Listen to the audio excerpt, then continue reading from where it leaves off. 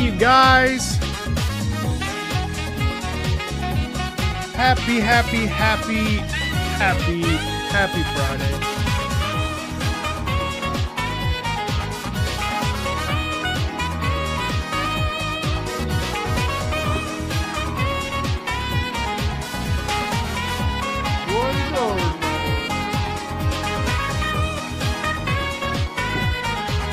Buongiorno.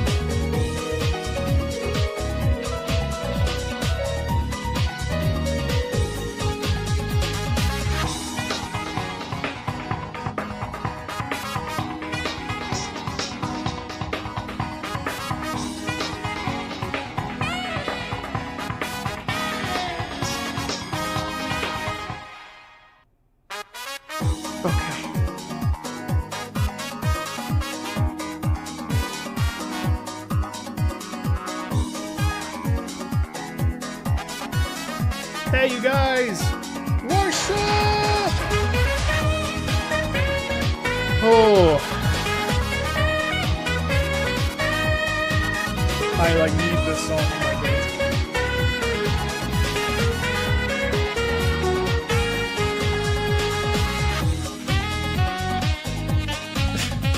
dance. You're in Mexico? Go be in Mexico. You don't have to watch the stream. Greetings to you.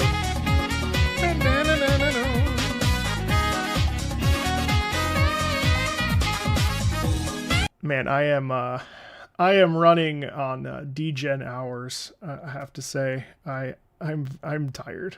I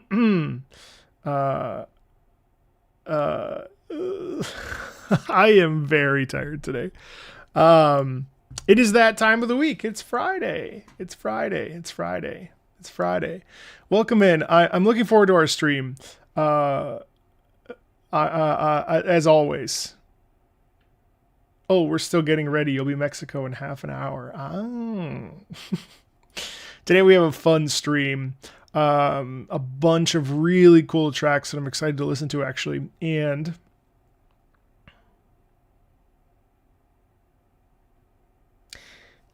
yeah, well, I don't show trailers because that's not the point, you know.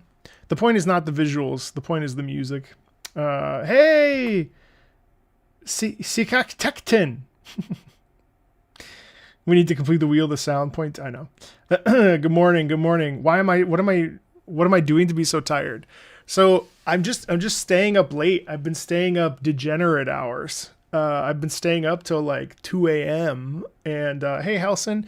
And I don't know. Yesterday I was up till 2 because I was on Instagram and I got caught up in reels. Like, the guy, he does dances at like airports and like the grocery store, and he was like Britney Spears' former like backup dancer, and person has just ADHD lifestyle. No, I mean, I usually go to bed by 11 o'clock. I've just been riding solo, so I've been staying up playing 11 ping pong. No, but you know what?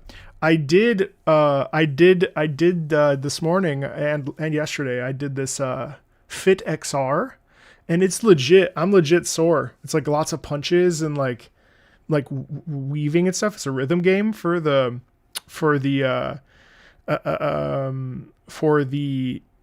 it's like a fitness rhythm game, and it's amazing, actually. It's so cool. Yeah. So yeah, no, I haven't even been playing games, honestly. I like play a little bit of the MetaQuest 3 and then I kind of just go to sleep. Like whenever I'm ready. I've been intending to play Yakuza Like a Dragon, but I can't Speaking of gamer hours, yes. Ooh, that sounds fun. Any thoughts on the Bandai Namco finally releasing official soundtracks for X and Joint Assault? I think that's great. Yakuza Like a Dragon? Yeah. Yakuza Like a Dragon. So, the VR is great. If any of you gamers want to hop into 11 tabletop tennis with me, I'm more than happy to do a party session. We'll pick a day, and I mean, I'm terrible, but like I'm happy to. Honestly, I kind of like this thing. Like it was an investment. It was a really nice investment. I mean, the thing is great. I've got like the sweat pad coming today, and actually, you know what? Screw you guys. I got stuff to do.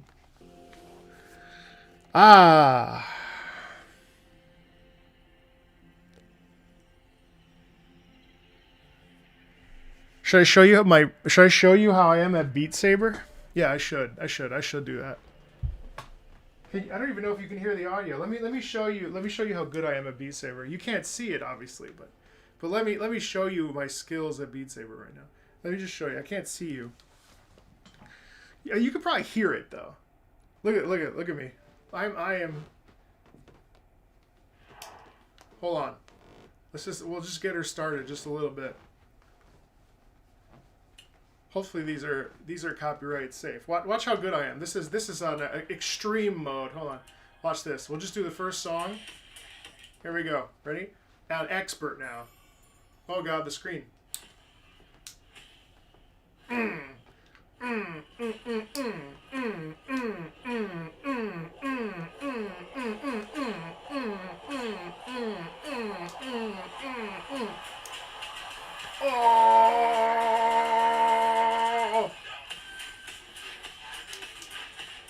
Anyway, yeah, so that's fun. A worthwhile investment.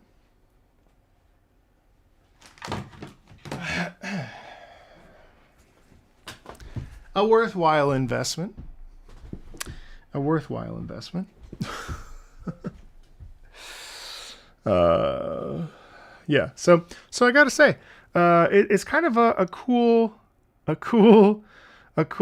thing. I don't necessarily think that MetaQuest 3 it's like such a supplemental, I don't know. I don't think anybody really like is like, ooh, my VR. But for what it's worth, I do think that it's a pretty viable way to lose weight apparently. So I think that's pretty cool. So yeah. Anyway, yeah. So I gotta be honest. I'm a little low energy today, but I will do my best. Pour the chat. Pour the chat. I will do my very best. All right. So.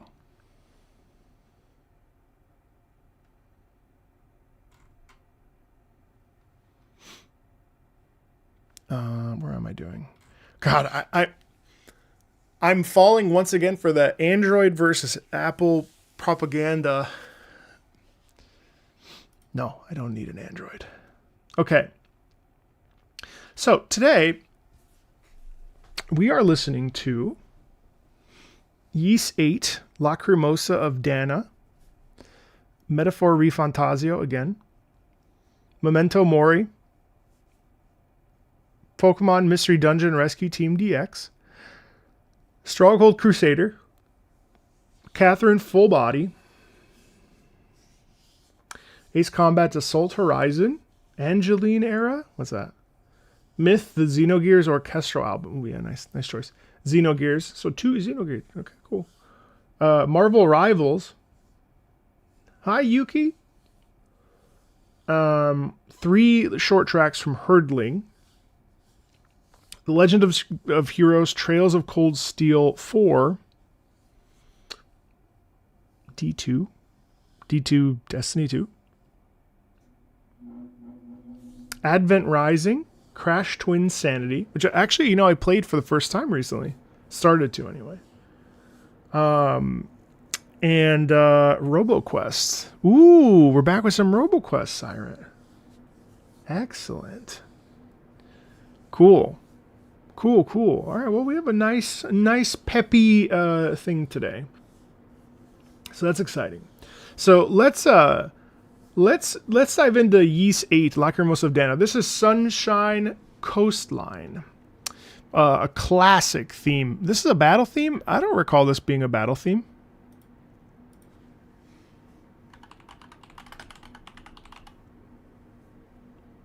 Told my friend I would watch the new Freerun. Oh shit, I forgot. Freerun season 2 came out today. Yup. I have to tell you the truth. You know what the hardest thing about these days right now is the fact that I'm doing so much less, which is crazy because I'm actually doing as much as I did before. Just I've split my time, but I have to tell you, it's really difficult to not like either film videos or stream all day every day. I got to be honest. Cause like for instance, the hardest part for me is this whole like slowing down in 2026. I hate it. I hate slowing down. It's terrible. I hate slowing down. It's just not for me. And yet, I have so much like back end clerical stuff that I need to do that if I stream all day or just film videos all day, not only is the video quality not as good, but also like I don't actually have time to formulate ideas. And not to turn this into like a sob fest, right? But I find this new pace very jarring. I find the pace very jarring. Like yesterday, I was very successful. Yesterday, I filmed my 3 videos. I filmed my One Piece impressions video for the anime channel. I filmed a video about ranking how hard Tim and Jeff Follin tracks go, which I think will be really fun. And I filmed a sponsored video for Reverse 1999, which has great music. And so that was very productive. But I only filmed on Thursday, where I used to film all the time. So it feels very strange to have to dial it down. And then my streams, I've been forcing my streams to be a max of 3 hours. And that sucks too, because I love streaming like 8 hours a day. But then like there's like a bunch of stuff that I've had to do in between those things, like walk my dog. Like, you know, I had to send an email that was like, I had to write out every single song that I might want for this Gamers React to Classical Music series I'm starting up. And so it's like you just need, life is short. Like time moves so fast. It's crazy how fast time moves. But yeah, I don't want to, I find myself not wanting to chase the carrot. You know what I mean? Cause it's like chasing the carrot's good, but it's not necessarily the healthiest thing to do all the time. Sometimes you have to have seasons of push, but in general, you shouldn't, you know? Okay. Let's see. So Lacrimosa of Dana, if I recall, Sunshine Coastline, was this really the battle theme? I thought this was just the...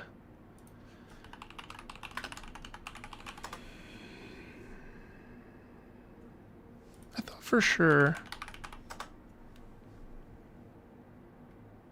Is it? Wait, you can get Lacrimosa Sunshine. You can get Sunshine Coastline on Beat Saber? What? Yeah. Hold on. Oh yeah, I guess so. All right, all right. What's up? Good morning. Good morning.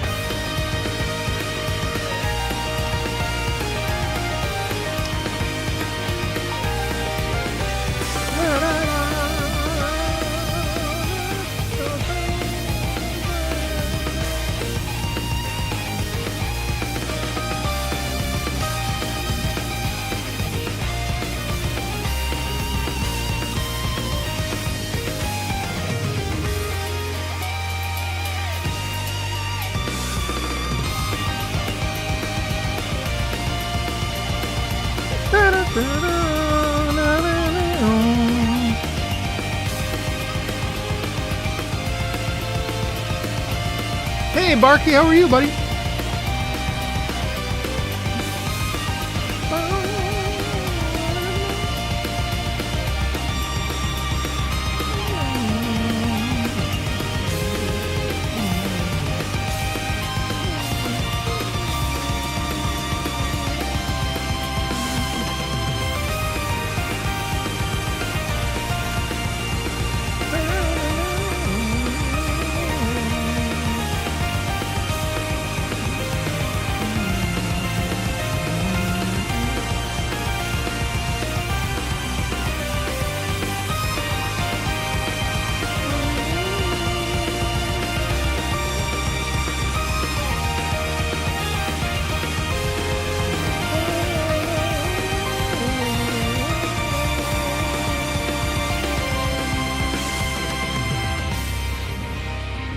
So, sorry, I didn't stop a lot during it, but I just want to talk about like a couple different sections and different ideas. First of all, like what a track. I mean, like the thing about Yeast is kind of a slept on series. I mean, honestly, the Falcom, I mean, whether it's Trails or Yeast, I would assume that Yeast is slightly more popular than Trails. Not by much though. I feel like it's very much in the sort of obscure. It's like over here in the video game space. Like I just don't think people really give these games much credit or even think about them, which kind of sucks, honestly, because I discovered Yeast when I started playing Ys 8 Lacrimosa of Dana many years ago, and they are action RPGs, yeah.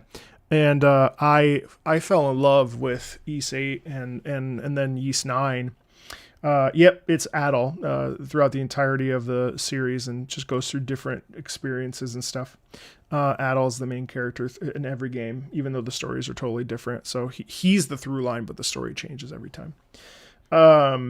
But so what's incredible is that while this series, I don't know how it is in Japan, but while this series is not insanely popular in the States, what's incredible to me is the fact that we have so much loving care and effort put into the musical storytelling and the joy of the musical storytelling experience, which is really, I think, high quality. Yeast is known for having epic bangers and consistently very successful tracks of music. If the gameplay changes for the most part, but like the history of Yeast has been really cool. But so when we start, I love how it starts. You really get the sense of like, well, the Sunshine Coastline, like it's really in the title. Listen.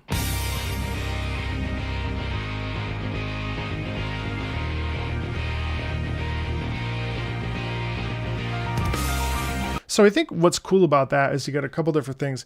Ba beep ba ba beep ba ba beep ba beep. Those are just octave leaps, which are inviting us into this, like, we turn the corner and we see that coastline, we see the water, we see this open space where we just have this beautiful, like, look at the beach.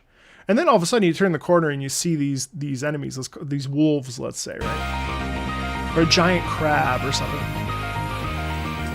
But there's a sense of spirited adventure. Yeah, it's the first area. And then you get into the motion.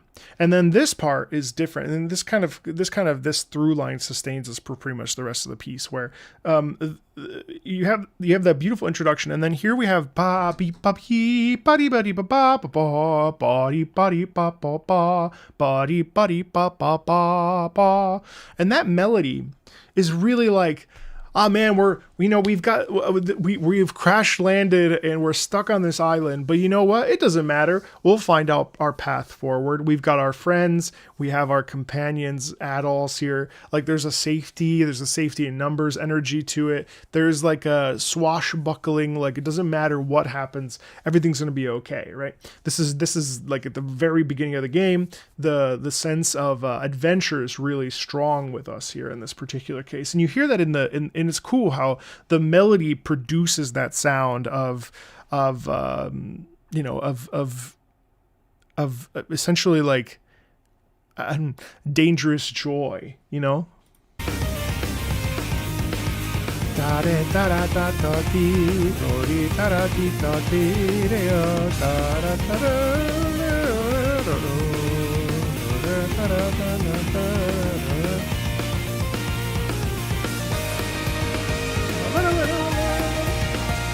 See, and even like right there's a little detail in that that's really fun. Buddy, buddy, buddy, buddy, right up here. Because it's like, no matter what happens, we've got each other, or no matter what happens, we can do this. We can stand up to this difficulty. We can rise up to the challenge. It's so excited, right? And I like how you hear how the through line with the drums and stuff, like that's all cool. And that obviously like puts us in a place and time. But hey, Smite. But the thing that keeps us going is actually the melody, which is really dope.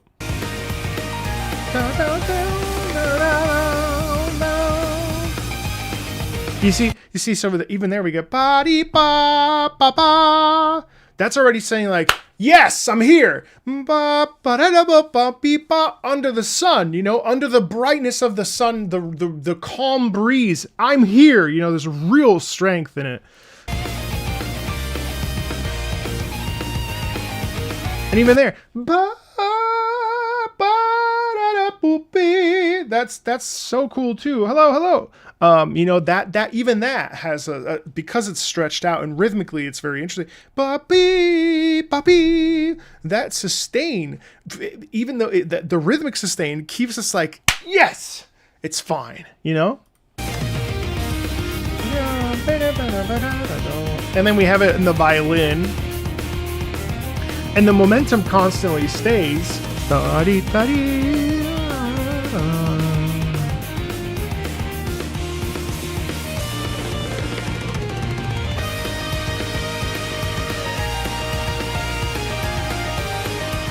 And you hear all of a sudden everything supports and backs that. No, you didn't miss anything. You know, like it's all just about joy.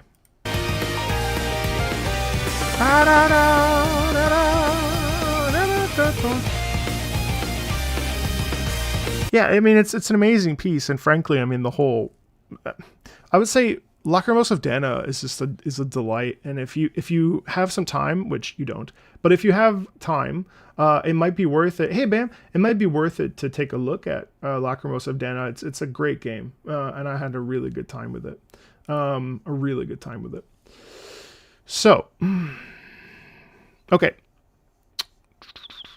To battle my friends, metaphor, warriors and valor. I feel like I just heard this.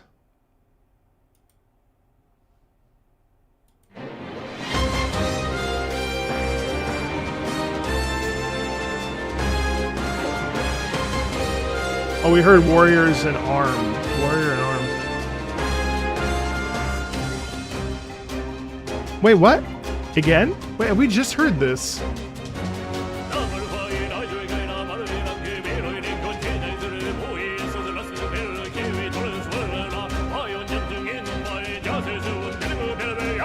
Oh, you know why? You know why? It's because I just did this with Maria for the non-gamers. That's why I'm getting confused. Really cool. Well, I'll play it out a little bit. I always have thoughts, right? So.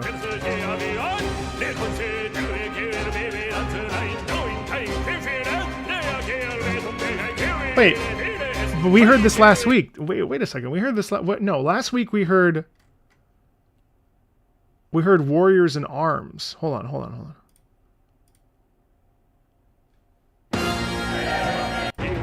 Oh, we heard the other. We heard the other one. Lords of No.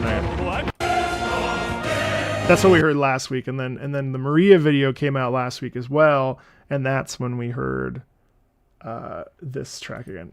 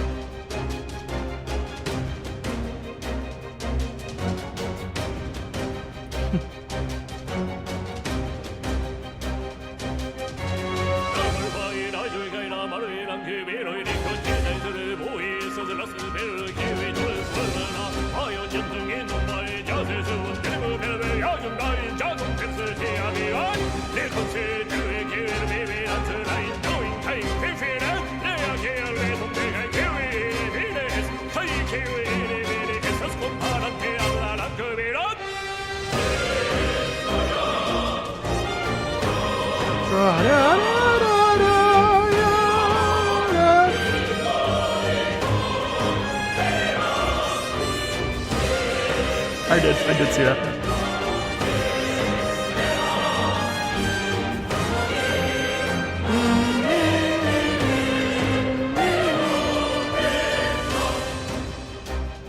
It's a gorgeous piece, actually. This is not the same piece that I listened to with Maria. Wait, which piece did I listen to? Hold on. It's going to bother me. Because this is slightly different. Hold on.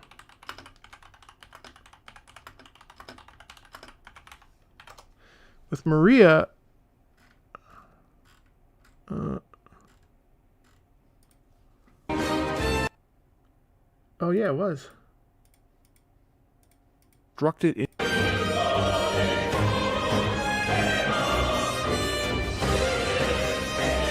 So there's a couple just amazing things about this that I love, and this is one of honestly like one of the tracks that I think is the most divine in gaming at this point. Like, it's so unique and it's so cool. First of all, the trumpets, obviously, like the Fire Emblem nod is, I don't know if it's on purpose, but boy, is it very much. I mean, the thing is, like, for all it's worth, there's only so many ways that you can spin a trumpet melody sometimes, and we definitely get that there. But one of the cool things here is the oscillation between the oscillation between exotic and classical and traditional. And I think that's certainly at play.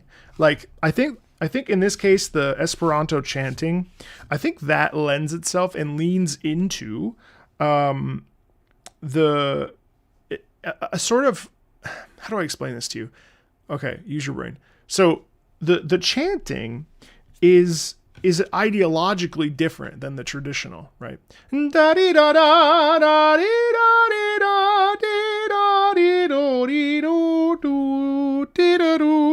Right, like that's very, very rooted in what we know, like a sound that is obvious to us, a sound that we know. Then we take the chant, and suddenly there's a direct clash with the old and with the new, with the strange and the unstrange, with the foreign and with the common. And so what we have there is this juxtaposition that I think works incredibly well at producing discomfort, fear, stress, and also a sense of unknowing, a sense of dis-ease, a sense of distrust. And it's an amazing piece of music, frankly. It's exceptional, and I love how we intertwine those things while keeping them separate and having them have separate identities. But this is one of those things that showcases how unique and special and diverse and just truly one of a kind of thing that video games can provide specifically. And to that end, I think that it's a massive success, and it's extremely enjoyable and fun to listen to, frankly. I will never not enjoy that piece, to be honest. It's like always a yellow highlight for me. It's excellent. Hey, Carl. Yeah, really good. Hold on one second. It's Olipop time. Okay. Memento Mori.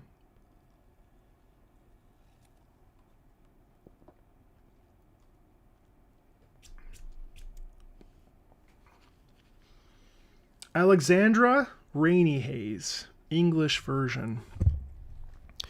After the future pope, Lady Elfrida saved her from death. Alexandra, seeing Elfrida's overflowing kindness and love, became her most loyal knight. But when a demon possessed Elfrida, Elfrida started the witch hunts. Alexandra, being a witch, was forced to eliminate other witches just like her. Even if it breaks her heart, she refuses to leave her savior's side. She would rather embrace the sin and follow Elfrida into deepest darkness than leave her all alone. I love how this is a lament. You can feel that she doesn't consider herself a human anymore. How the rain she seeks is the only thing that can drown her guilt, and she knows she's wrong and must be punished, but it's the only thing that connects her to her loved one, Elfrida. Yeah, feel free to stick around. I'm sorry we can't get to From the Valley today. We'll have to try on a community live stream in a month, or in 3 weeks. All right, let's do it. Yeah, and then unfortunately, Dragon Ball Fighter Z will simply never happen. Could end up on the other channel, of course, but it won't be here. That's for sure. All right, let's dive in.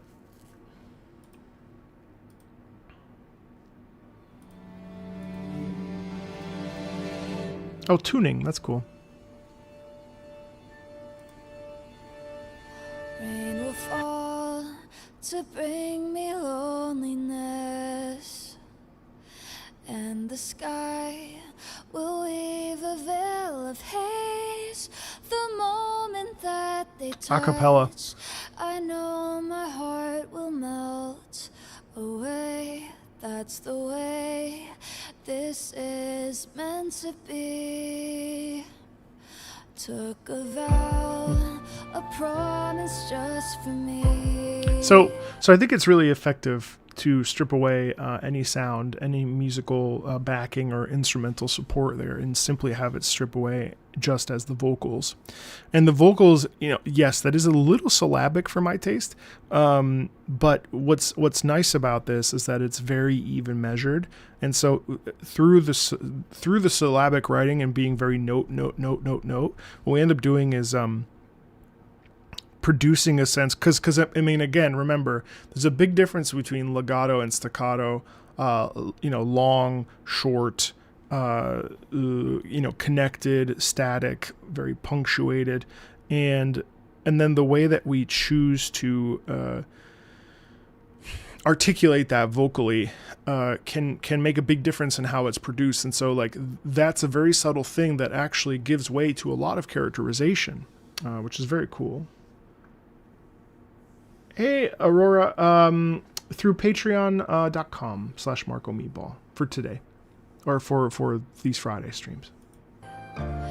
Even if I'm and then we get a little bit of a heartbeat sound. I gladly risk it all to be by your side. That's all I want. That is why I choose to live on. So, and then that's a countdown. I hear the sound of rain drowning out everything. Even this monologue of mine, forgive it just for now. I shouldn't ask for more, shouldn't even try to be myself. Nothing was ever meant for me. Nobody has to see. Nobody has to see. In the same way the haze will stop the world from reaching me. I'm gonna close my eyes, standing on the path that I believe.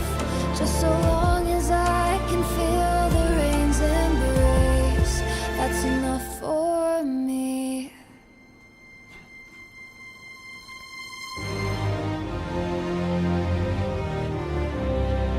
So in that whole corner there, we have this real gentility and softness where she's sort of like parsing through her feelings, emotions, and kind of trying to become emotionally stable, because she was like, who am I? What is the point of all this without having a grasp of, there's one line that said body da body da di da body body do di do. Where is it? It's right here.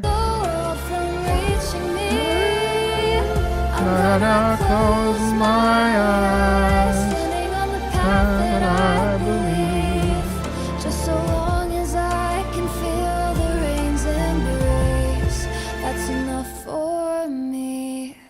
Because she doesn't go, that's enough for me. That's enough for me. But so that doesn't really resolve. So we end up, or well, it resolves, but it's strange because it doesn't, actually, I don't think it does resolve.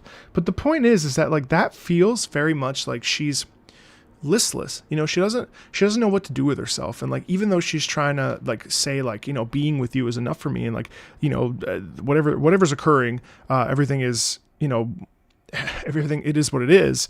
There's this sense of frustration, and even though there's acceptance, there's frustration, if that makes sense. Because then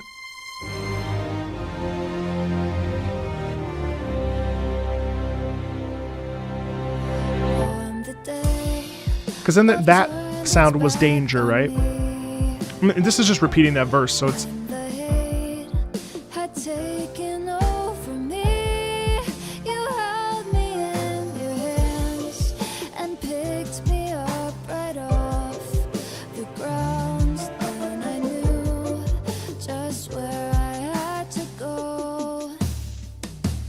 I let the sound of rain drown out every see, then we pull back and have just the piano chords. All of the doubts, the pain, the voice that keeps escaping out. Just for a little while, can I have this moment just for me to look back at all the footprints left behind? I hear the sound of rain Key change.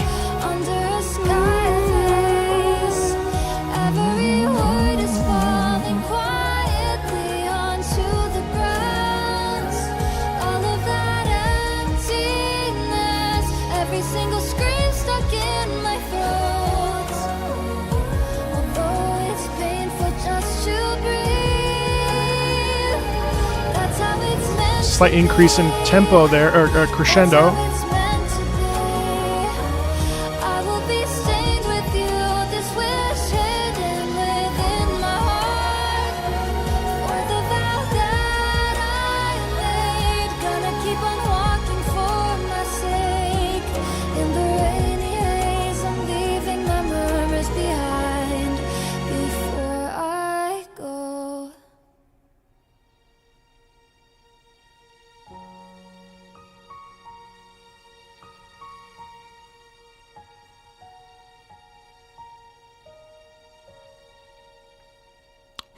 So that's very interesting because so she repeats, you know, I think the emotional impetus is repeated a second time there. So I don't think anything seismic is happening there in terms of like a shift in perspective or anything. It's really just a declaration of an intent or a feeling, right?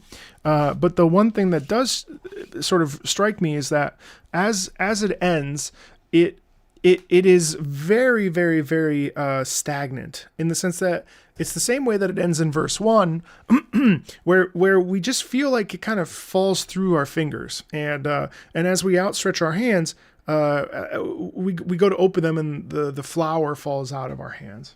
You know, and it's sad. It's sad that she loses this thing, and this thing becomes what was a home is now a prison. And I find that to be very evocative. And you know, it's not my favorite of the Memento Mori tracks we've heard. Not that any of them, I can't remember any of their names, but there have been others that I was a little bit more primed to enjoy. But I do appreciate how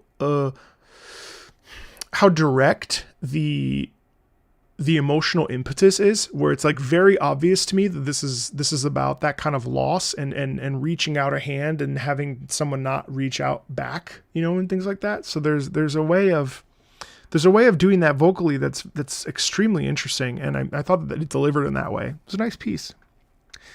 Okay, The Great Canyon from Pokemon Mystery Dungeon Rescue Team DX. The Pokemon Mystery Dungeon games have always been a hidden gem in the Pokemon zeitgeist, both in gameplay and in music. This is a remake of an early beloved song from the GBA games, and with the significantly more powerful Switch audio capabilities, they were able to use both full orchestra while maintaining that lovely nostalgia from the 32-bit era. Keeping the low bass synth underneath the full orchestration.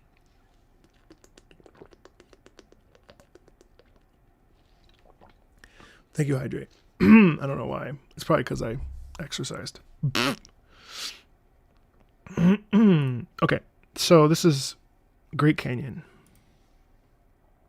And the video is unavailable.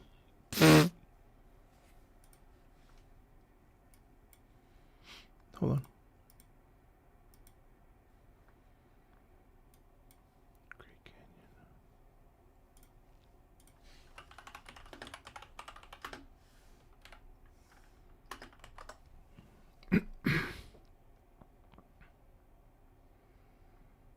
So,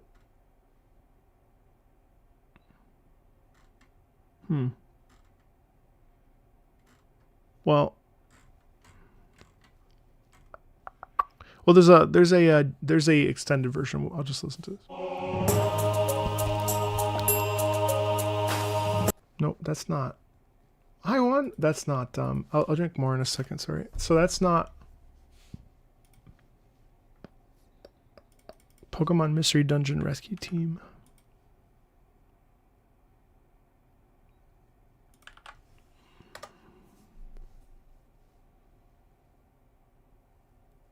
So, what the hell?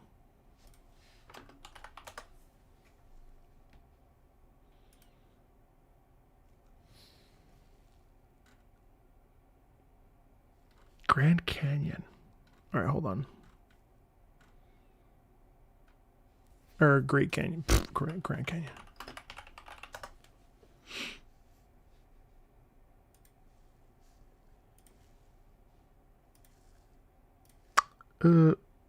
Looks like. Okay.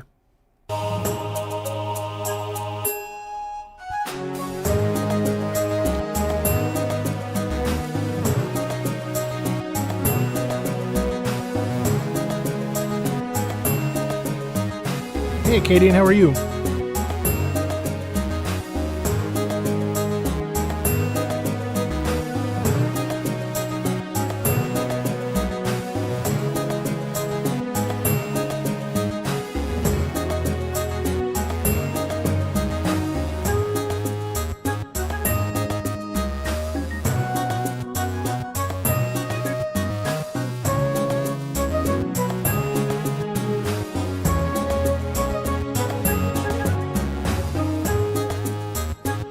Hey Tycoon, hey Schlaff, how are you?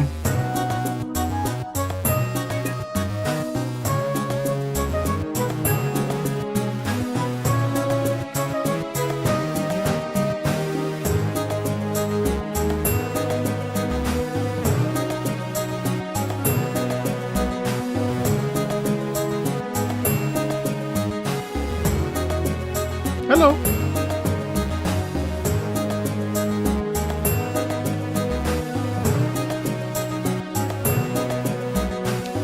Hey, Beans.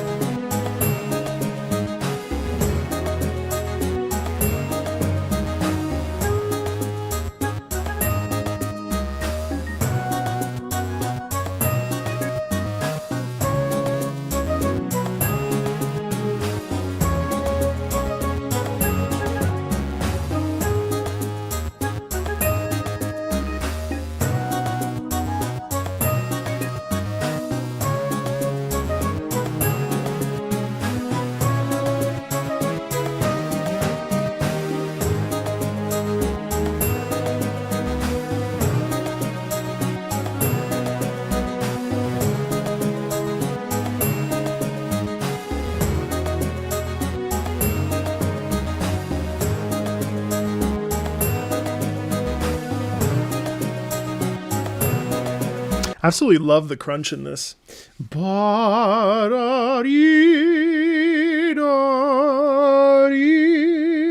too. So there's a quality of it that's very, it's very rich. It feels very like slugging your way through obstacles, and like, you know, there's a bit of a Wild West quality to it, which makes sense with Great Canyon. Oh, my extension wasn't up. It's okay. Sorry. This is from Great Canyon from Pokemon Mystery Dungeon Rescue Team DX. My bad. I'll fix it for next track. And what I really like about this piece is that it feels like it's about overcoming an obstacle. It's about climbing over rocks. It's about, you know, shimmying across the way, like moving through a boulder. It feels like, you know, navigating, looking at a map and being like, okay, it feels like a montage, you know? It feels like we're watching snippets of a journey, right? And the journey, you know, in order to cross, it's like in order to get to the snowy mountains, we have to cross through the Great Canyon. And so, you know, we watch our characters pointing over there, and, you know, looking at the compass and which way's north, and let's go over here, and you know, and I'm trudging under the water, and I'm pushing past, you know. So there's this energy in it of accomplishment, right? Of tackling something difficult and overcoming that difficulty, right? I'm glad you're in a music mood.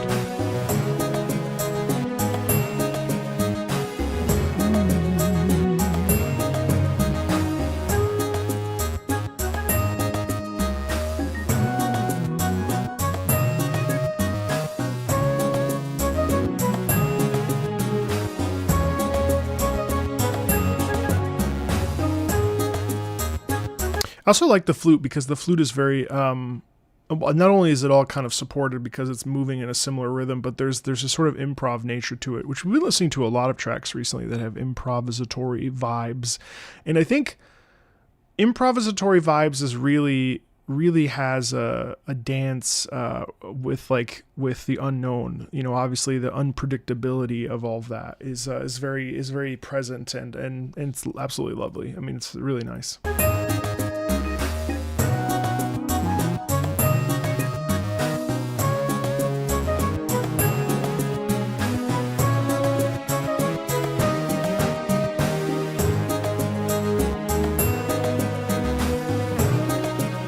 And then there too, you hear the orchestra is like leaning heavy into it. It's just repeating what we've already heard, but with the, you know.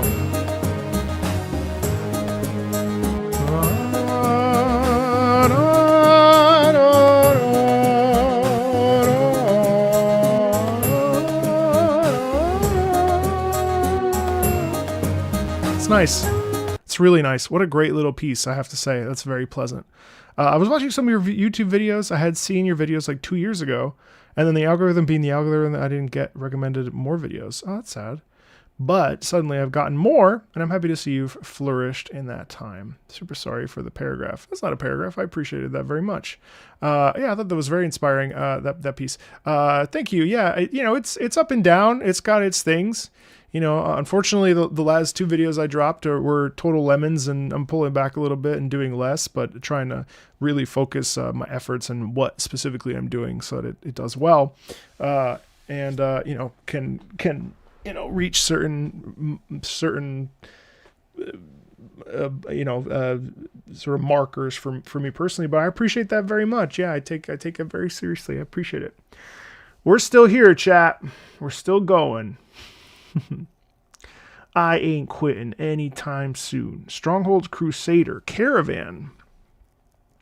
This is why it's important to not rely solely on AdSense, because thankfully the Patreon supports my team. You know, sponsorships support me so that I don't have to worry about the ups and downs, and I can just focus on making good videos. And now that I'm working with a YouTube strategist too, it's a very interesting world, because surprisingly, I've been throwing basically the whole wall, the whole kitchen sink at the wall, and kind of seeing what sticks. And in my strategy calls that I've had the last 2 weeks, we've really sort of been uncovering some buckets or content ideas that are, you know, sustainable and prolonged, and can really be fun and generate not only views, but also just like the because one of the things that happens is if we put a lot of effort into an interview or time into an interview, and then it does poorly, it can kind of be demotivating, just because you obviously you want things to be seen because of the effort and money and time required to produce and make them and organize them, and especially if there's other people involved. So it's been so it's going to be really interesting here moving into February to sort of siphon up everything I've been learning and just sort of focus on growth and stuff. So anyway, this is me stuff. Okay, Stronghold Crusader Caravan, one of the added tracks of the sequel to Stronghold based in the Crusades. That quiz channel. Yeah, but the quiz is, it just depends. It depends on, I do have one quiz in here that's ready to go. I think I'll drop it next week. I'm looking forward to it. It was like guessing songs from 1 second of music. Really fun.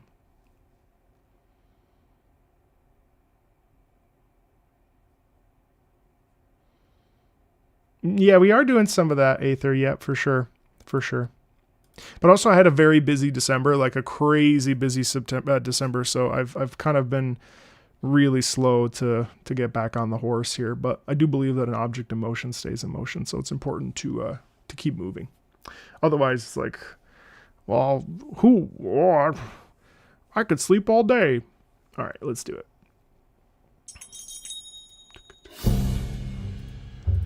What the heck is this?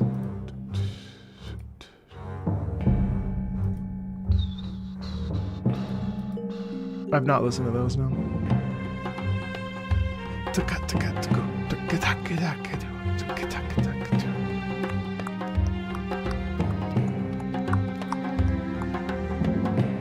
Okay, we got ourselves a desert theme.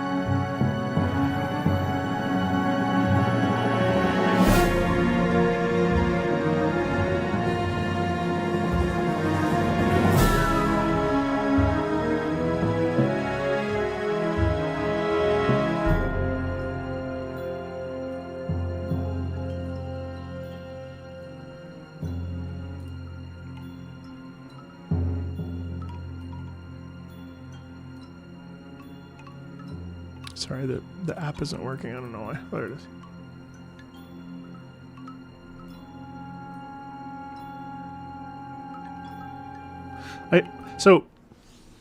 I really appreciate the subtlety with some of the sounds. So obviously we have a bit of a desert theme in here. Caravan, that makes sense. But one of the things that's really interesting to me and really cool is the fact that this differentiates itself from other desert themes. Now, it is desert theme coded, or at least like this particular sound is not uncommon. But one of the things that I think is really, really, really cool about this is that we essentially like create a soundscape that allows us to like feel the heat of the space. We are able to feel the arid air, the humidity, or the dryness. We hear the horses and the camels and the donkeys and whatever. Like there's a sound there of that does a great job of showcasing the experience through music.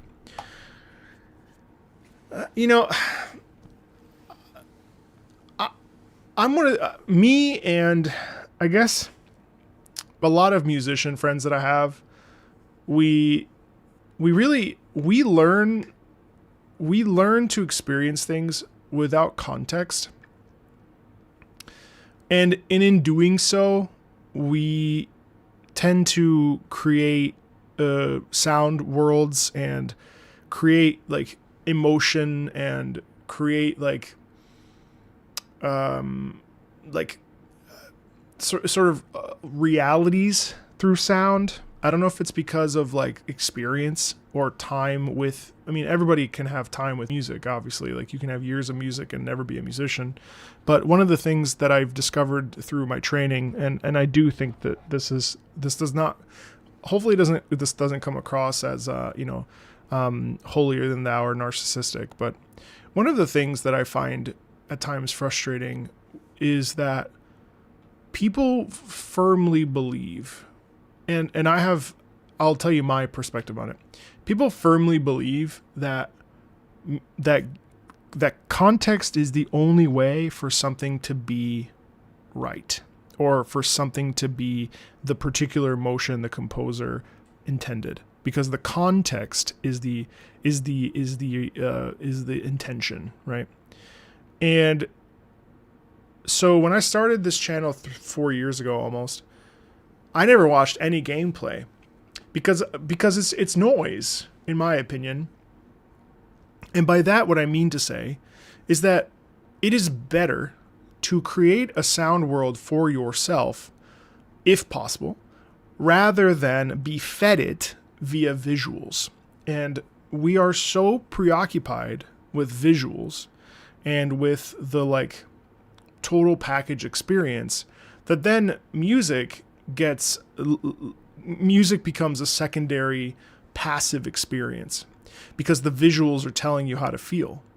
Well, no, the music is telling you how to feel, and then obviously the narrative within that is also, so it actually supports each other. So to my earlier point, I was wrong to suggest that music should only be listened to in a vacuum, but because context is important, and we should experience the full context. However, we should also extrapolate the music sometimes and allow ourselves to really think and imagine and feel. In my Try Not to Cry challenge, people were like, well, the song is a lot sadder in context. And it's like, you can say whatever you want about Flo from Final Fantasy XIV. I gotta be honest with you, I do not give a shit about what happens in Final Fantasy XIV's. Like, the reason why Flo is sad to me has nothing to do with the characters that it pertains to. It doesn't. Outer Wilds, same thing. Frankly, I found the ending of Outer Wilds to not be all that compelling compared to my context, my lived context. And so I will forever, get into this like sort of back and forth with people because frankly, I just don't believe that the only way that something can be sad is because of the context and the music. The music enhances the context, and the music like helps the context along. But music in and of itself can be deeply emotional. It's a complicated and very gray and ambiguous conversation that I'm sort of bringing to you right now. But all to say, It's one of my pet peeves when people are like, well, you need the context to really experience the I'm like, yes, but you don't need it that much.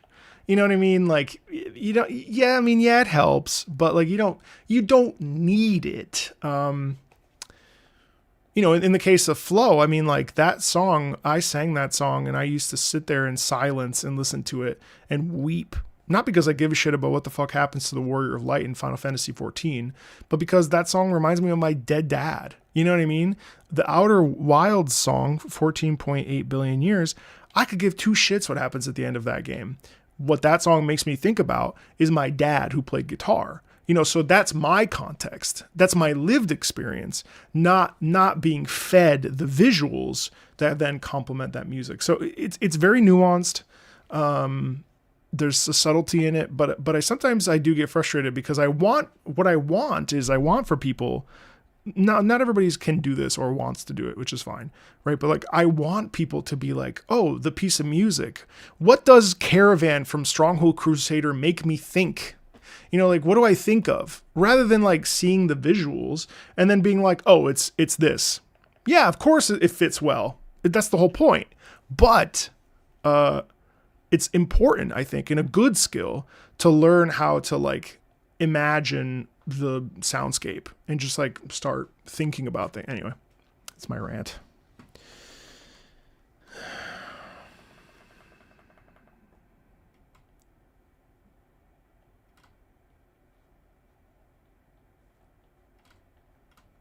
Sorry. Anyway, sorry. I'm just reading some of your comments.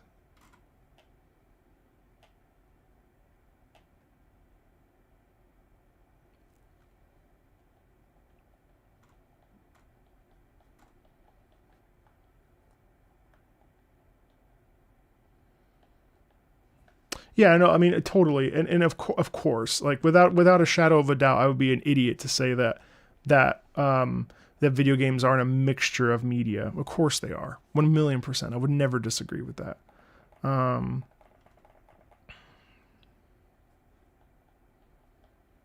The Great Mighty Pooh doesn't need context.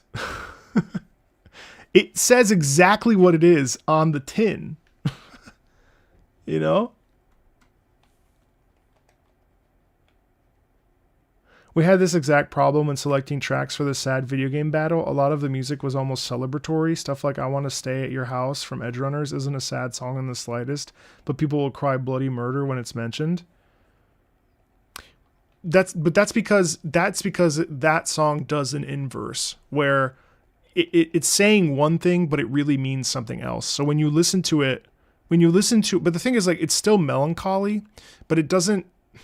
It's because the way that it's used in because it serves two forms. In the beginning, it is a song. Well, okay, hold on, I don't want to spoil it. Well, in the beginning, it is a song of hope.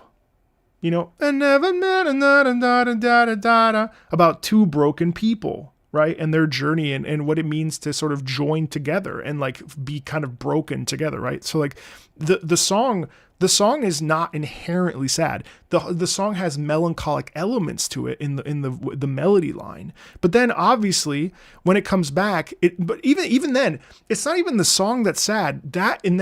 In that case, for Edgerunners, the thing that's sad about that is the context around it. The song itself is still a reflection of a previous life and what could have been. It does shift a little bit, right? So it changes.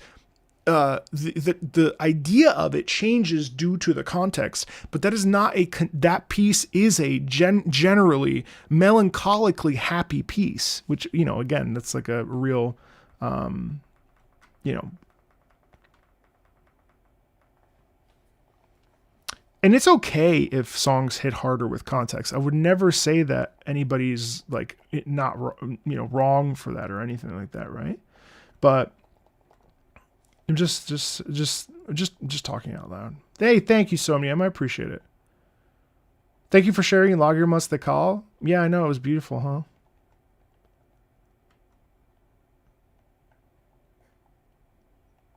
You wouldn't think about how the farmer meticulously grew the cabbages to know you have a good burger? I don't understand that at all.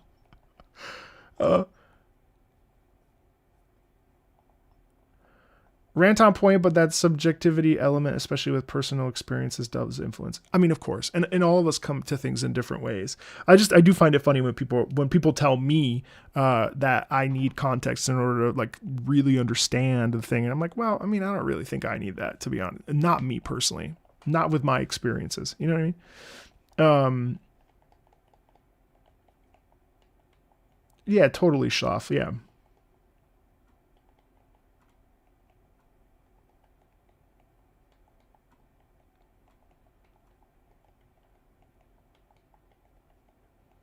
Mm-hmm. Reshes, I think I already answered that question, by the way. I know you've posted that like 3 times. I'm pretty sure I said no. Thank you, Jazz. What's up, man?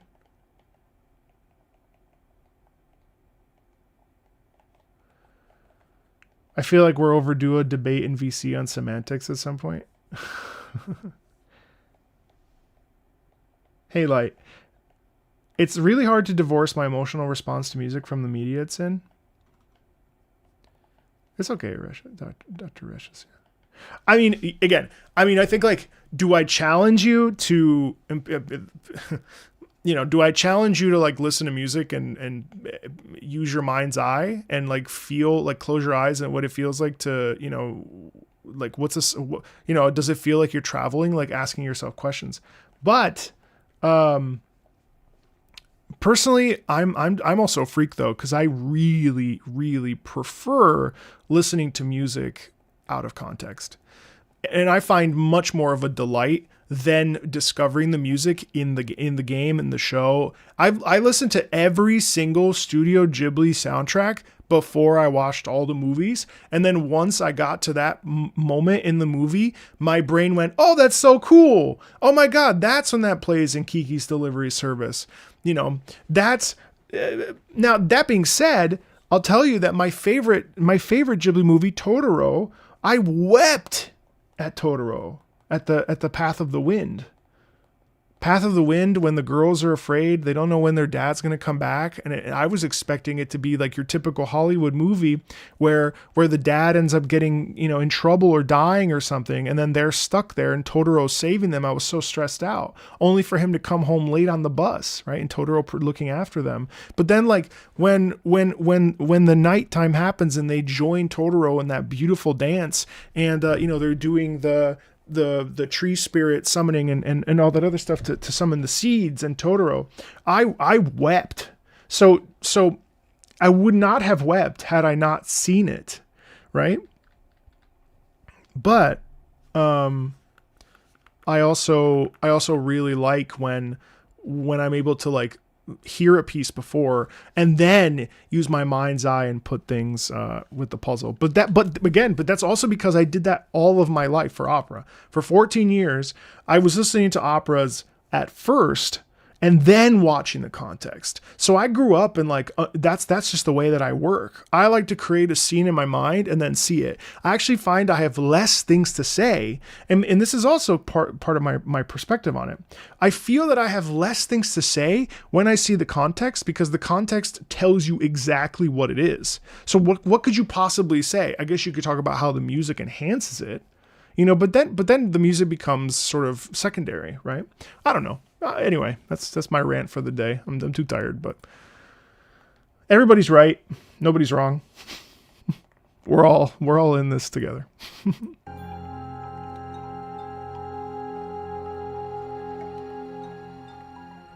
Some people turn off music because they don't want to be told how to feel. I think that's also true. Is the name of the song detracting? Not necessarily.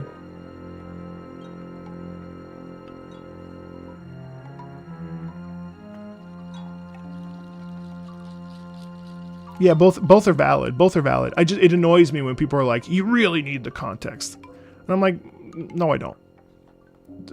If I might want the context, but I don't need the context, and that's a very different distinction." And it kind of, to me, it like cheapens like, no, I'm probably not going to cry more because a sad song has the context of what's happening. That being said, a lot of the tracks that I heard in, say, Violet Evergarden made me deeply emotional because of the context. The context argument remains eternal. Forever, dude. I'm so stubborn about it. It's the one thing in my life that I'm genuinely stubborn. I don't know why. It's the one thing in my life, but I'm like, I'm not sure I agree, but I don't want to outright be like, I don't agree with you, because I do think that there are times when context is important and it's a valid, and again, because it's such a shades of gray thing, but I'm just like, it will forever piss me off. I don't know why. It's so funny.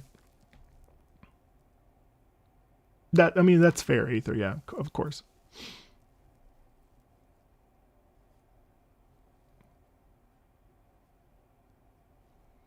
That would be an interesting challenge. How closely can you describe the environment of a game based on a theme without knowing the title or context? Yeah. Yeah. Unfortunately, as time goes on, actually, to be fair, there's a lot of pieces that I still don't know. I will say in my most recent quiz that I did, 1 second video game music challenge, I actually got most of them right, which means which means I'm starting my video game knowledge and like main theme knowledge has really expanded in the last year, probably from doing all those quizzes. Yeah. Anyway, okay. That was cool though. I'm sorry for the rant there, Pursuer, but hopefully you enjoyed that. It's all your fault. That song sent us on a whole ass. I felt like that was pretty meaningful though. And context, you're classically trained, you know, and have studied up to a master's level and beyond actually, and know musical conventions that provide you context clues about music. That's true. That's true. That is a pretty important context. I would never, the thing is like, I think anybody that listens, hey, Nolwyn. Hi, Marco. Hi. Hi, chat. Hi, Nolwyn. I would say that anybody who's listened to music for most of their life certainly, has sensitivity to it, right? But yeah. And to your point, to be fair, I didn't know who Midra was in Elden Ring, but I did hear the OST before encountering him. And yeah, the context hits harder somehow after already listening to the piece and your reaction. See, meanwhile, I've seen Midra afterwards, but my description of Midra was so spot on just from the music that it's like I already saw it. The only thing I didn't see was what he actually looked like, right? Hey, Cammy. You know what I mean? So like, that's kind of an interesting thing because I often feel like because of the experience I have with like having to create a soundscape and how to articulate emotion of music to an audience so that they feel, that's what I'm specifically trained in. You know what I mean? You heard Zero first out of context, and then you played AC0 to understand the context, but you really felt and enjoyed it without almost any context anyway. Exactly. So if the experience was super good, like Unsung War, I cried when I heard it, right? When I fought the Solg and experienced that in game, right? But the thing is, like, the Unsung War is a glorious piece of music, right? It's beautiful. The thing that makes, Old Man Beans, what the fuck? Thank you. I saw that. The thing that makes, what is up, Nasu? The thing that makes Unsung War so effective is after you come out of that tunnel run. And the catharsis of that experience for me is, that's where, that it wasn't even the context. It was the gameplay experience. Oh my God. Sorry guys. This is like such a hardcore rant. I love it. This is like primo rant. I just woke up a little bit. I'm like, so like, yeah, this is it. Now I'm awake. My blood is pumping. It wasn't so much the context, so much as it was the gameplay experience, like Ascension in Final Fantasy 16, right? So I kind of low key wish that I'd heard that before I played it. But that being said, the grandiosity of that piece makes so much sense. The Baroque essence of that piece is elevated of absolutely by the context. You know what I mean? When context is dissonant from the music, that's a very interesting thing. Yeah, for sure. Yeah, totally. Oh my God. Anyway, you guys. Sorry, we went deep. All that to say, live your life. You have my support. You want your context? Well, you can fucking have it. I'll continue to sit here. You don't need context. Yes, you do. You need context. It's video games. No, you fucking don't. Yes, you do. No, you fucking don't. Who's right? Me. I'm the professional. No, I'm the gamer. I have more hours in what? Fuck you.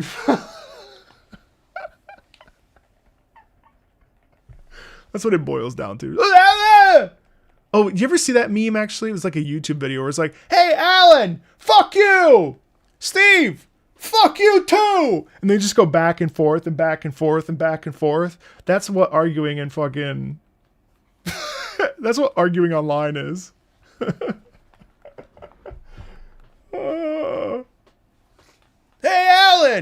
Fuck you. Oh my God. I read Lua posted the funniest short. She was reading Reddit and she said that somebody on Reddit, I actually deleted Reddit. Can you believe it? I'm like off social media except for the occasional Twitter check, but like I'm off of Reddit right now. Why? I miss Reddit so much. I'm such a Redditor. But Reddit is my comfy blanket social media because I take none of the comments seriously at all. It's mostly just whiners, but it's a great place to find like real people feelings on things for the most part, unless it's dead internet theory, separate conversation. Anyway, she was saying that she was reading this post where this guy had a hour-long back and forth in a Reddit comment about food and pizza and what makes something good. Come to find out, the guy that this person was arguing with drank their own piss. And so this person said, I just spent an hour arguing about taste and food with a person who drinks their own piss. And so that's why arguing with strangers on the internet is fucking useless.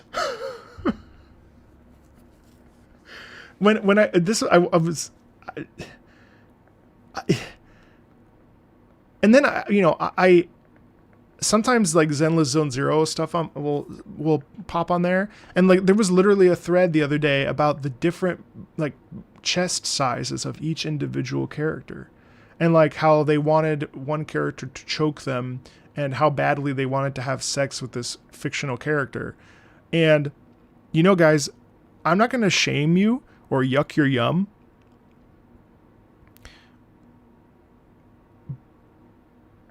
But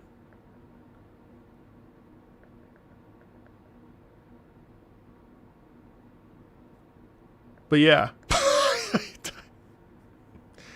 I don't know what to say to that.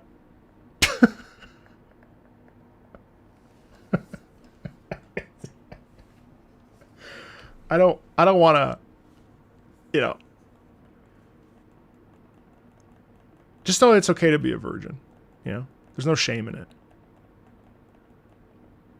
It'll happen soon. Don't stress it. Maybe. Maybe not. It could. Ideally. But, it's also okay. Some people save. Some people wait till marriage.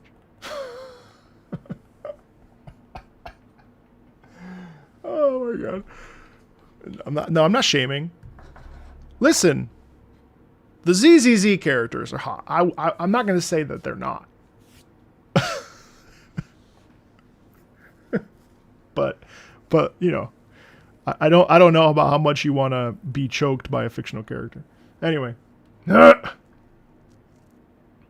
You'd rather talk to them than the piss drinker? Oh, I mean, without a shadow of a doubt.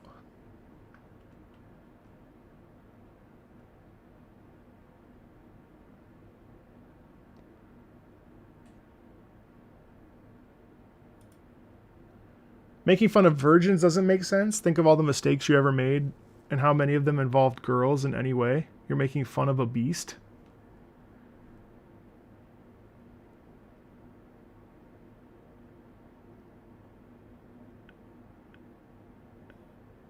Yeah, no, I'm not going to go there.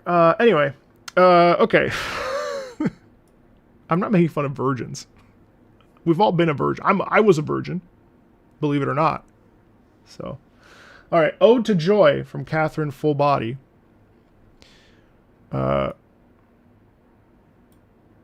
Let's see.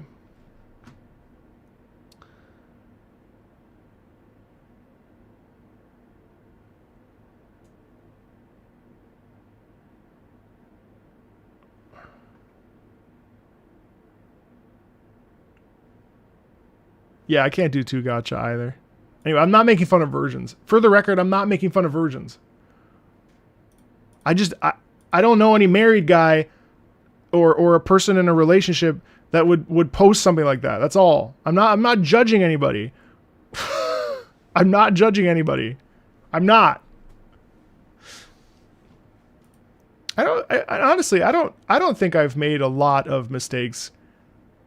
Well, I mean, I've made I've made just as many mistakes towards the opposite sex that I have any other part of my life. So I wouldn't really say that. Anyway.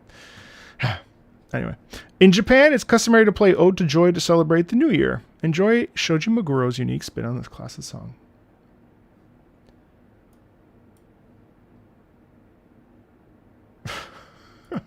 It's my fault. It's my fault. I've made a lot of fucking errors in my life. I'll tell you that much. A lot of errors.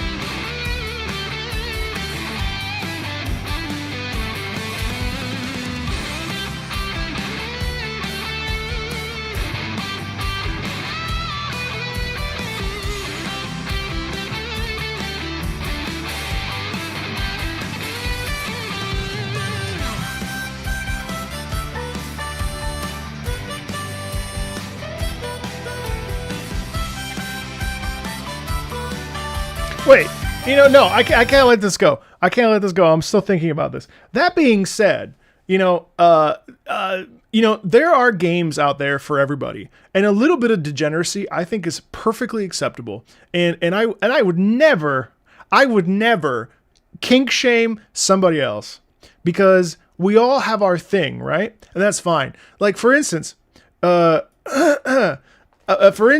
what was that Momo? What was that game that I was playing? I can't remember the Momo Crash. Okay. Momo Crash just got an Xmas pack. I should play it. That's a game where it's a rhythm game where you squeeze your thighs against music. Okay. And well, not you specifically, but like anime girls. And there's a reason why games like Honey Pop are super successful. Now, am I going to go out and play a porn game anytime soon? No, that is not my cup of tea. I would read a visual novel with some of that stuff. That's fine, right? But I'm just saying, Honey Pop exists for a reason, and I'm not shaming anybody. I said on live I was going to use meta for stuff. I did say that.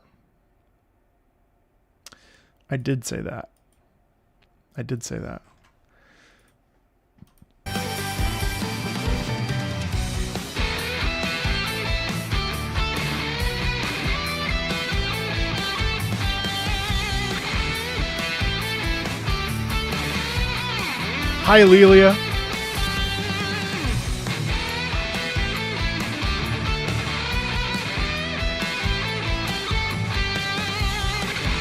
No wheel today. This is Patreon Fridays, but everyone's welcome, Nicola, if you want to stay and hang out, of course. Whoa!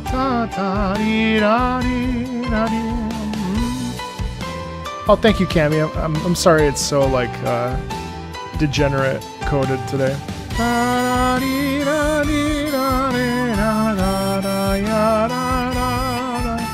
Freunde, eine diese Lieder, heute mein Elysium.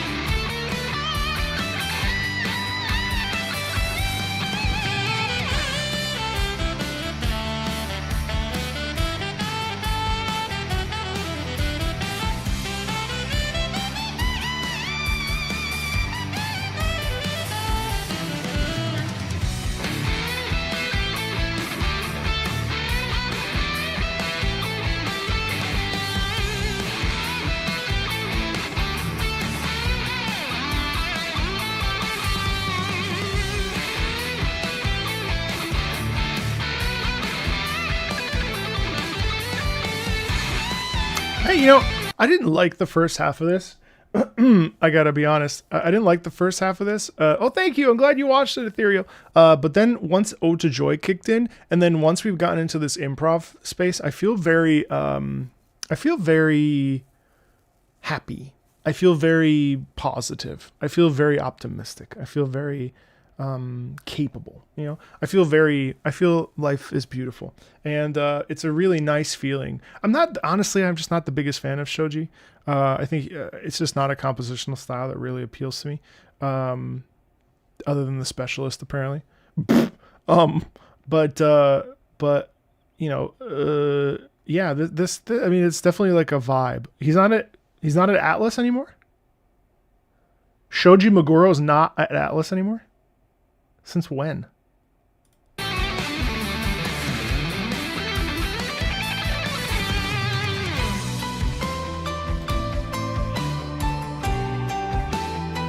Oh yeah, as of 4 years ago.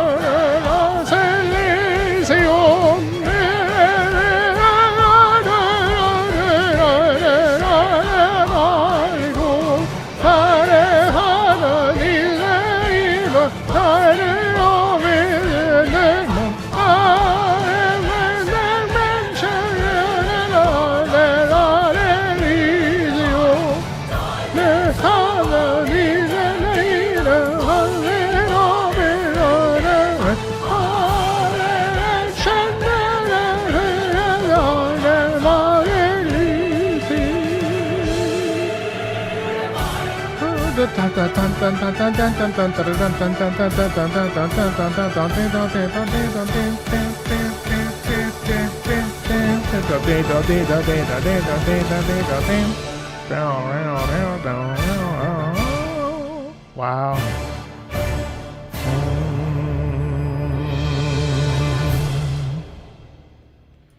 That's fun. Oh. I am drunk, I have pizza, and Marco is streaming. It is a good Friday evening. What do those lyrics mean? I don't know. I don't speak German. But I will tell you what they are. Ode to Joy lyrics. So, hold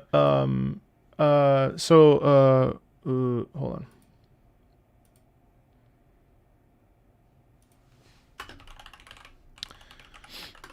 I've never been able to do the Beethoven 9, which is a real bummer.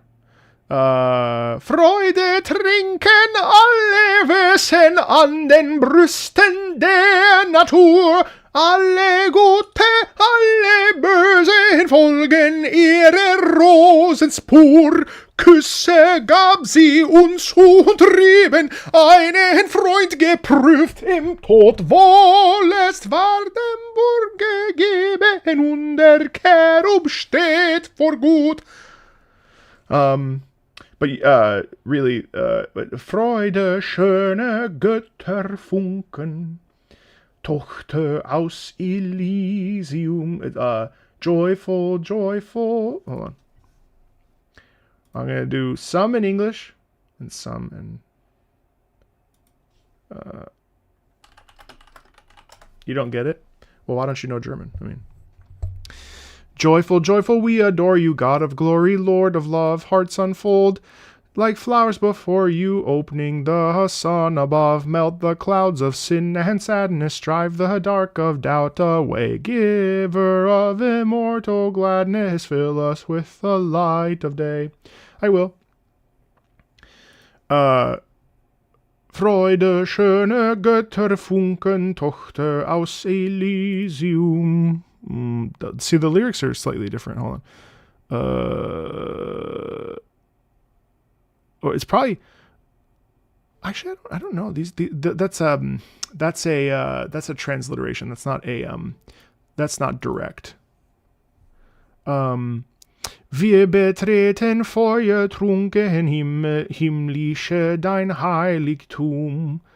Deine Zauber binden wieder, was die Mode streng geteilt. Alle Menschen werden Brüder, wo dein sanfter Flügel weilt. So hold on, let me get the exact lyrics. So I don't know German. I know French, Italian, Spanish. Okay, so it goes. Freude, schöne Götter, Funken, joy, beautiful spark of divinity. That's why it's not like that. Tochter aus Elysium, daughter of Elysium. Wir betreten Feuer, trunken. We enter intoxicated with fire. Feuer, fire. Trunken. Himmlische, dein Heiligtum. Heavenly one, your sanctuary. Heiligtum is your sanctuary. Deine Zauber, your Zauberflöte is the magic flute, your magic. Deine Zauber binden wieder, was die Mode streng geteilt. What custom has strictly divided. Alle Menschen, all people, all men. Alle Menschen werden Brüder. Brüder is brother. Menschen is men. All. Wo dein sanfter Flügel weilt. Something wing. Flügel. Flügel is to fly. Flying. Flugkite. Whatever. Wo dein where. Wo is where. Where your gentle wing rests. Pretty cool, huh? Pretty cool stuff. Beautiful lyrics, though. Obviously, it's it starts with "Oh Freunde," oh friends. Really, it's inviting. Fluge nicht diese Töne, sondern Last.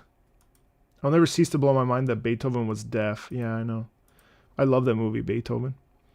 It's too bad Beethoven wasn't a real person.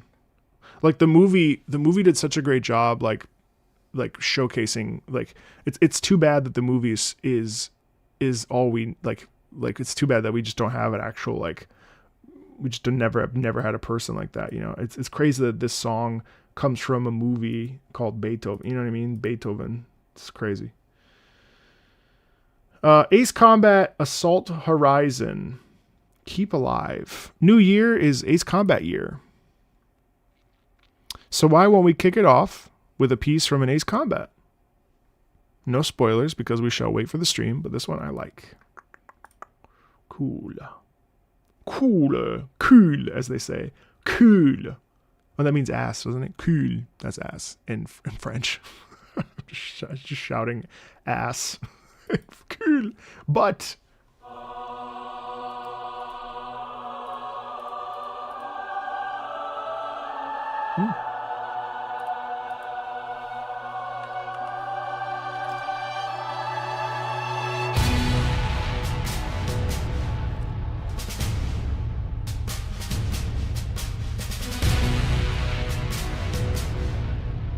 Cool.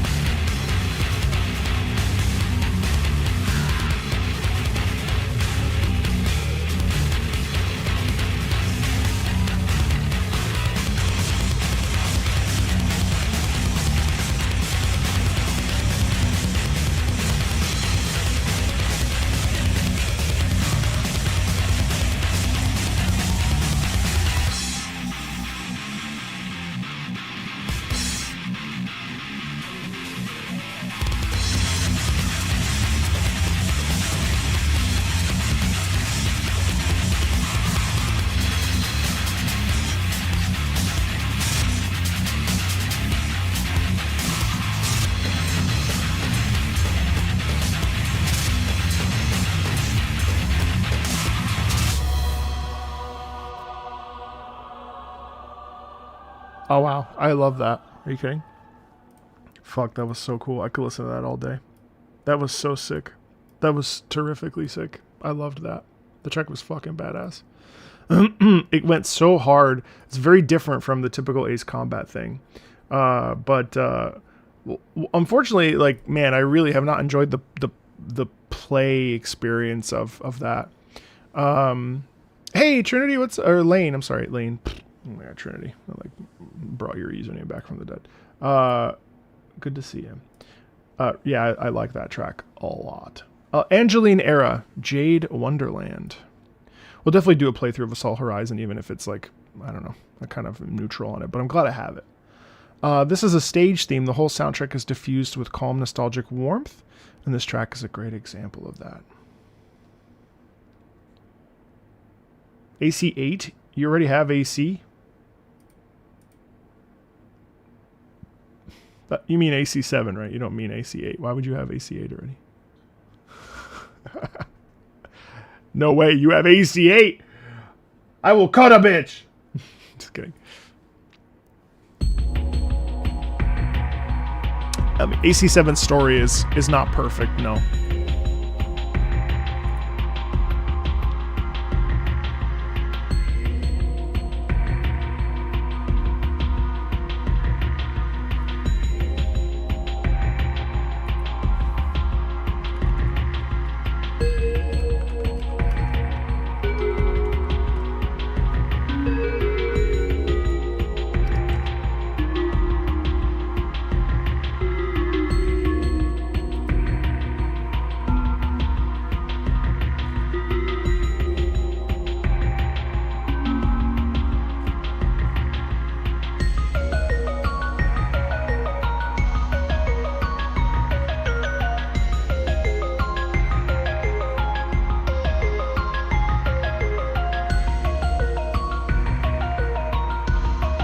Wow.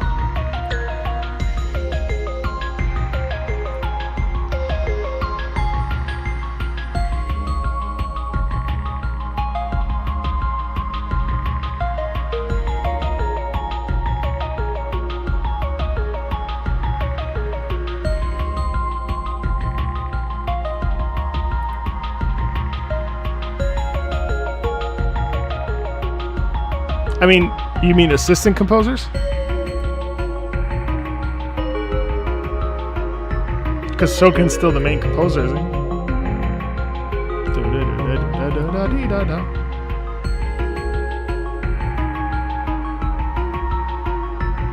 Yeah, I don't know their names, but that's amazing.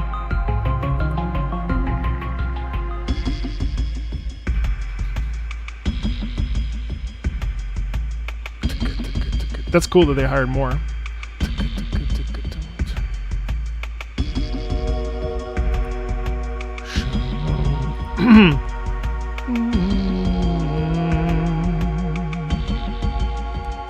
What a mood. This is crazy.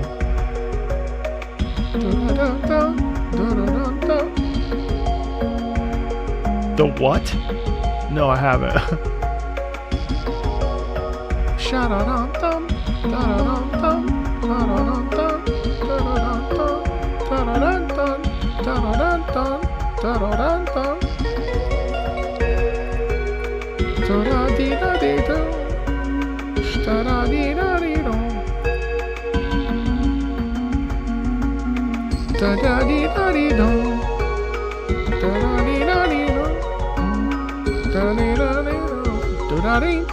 And then it's cool. It pivots to the.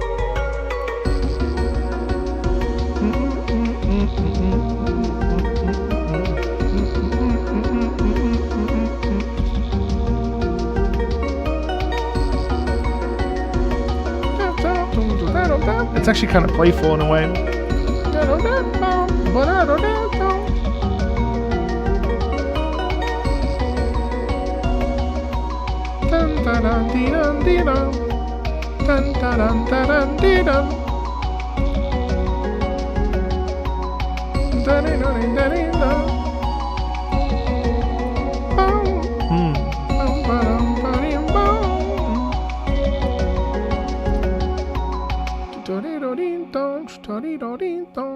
Wow, that was fun. That was beautiful. So wait, that was called Angeline Era. What is that?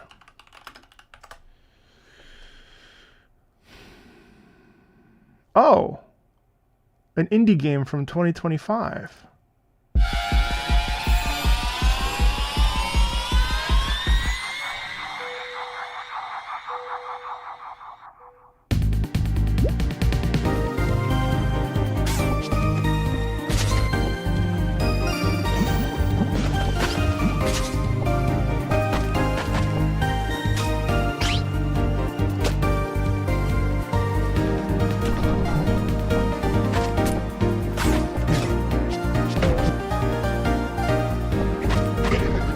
I like this track a lot. What the fuck is this game? It reminds me a little bit of something from like the PlayStation era or something. So that motif we just heard is in this too, yeah. It's like a mixture of Bomberman, platformer, adventure. What is this? Angeline Era. Huh? Angeline Era. Oh my god, you guys. My ADHD is hyper focusing on getting an Android phone, even though I just returned the Pixel 10 because I didn't like it.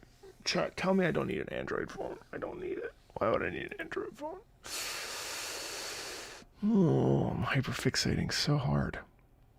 What is this game? So, explore a secret-filled land in this 3D action adventure where every level is a hidden in plain sight. Travel and fight through vast unmarked worlds. That's fascinating. Samsung Galaxy.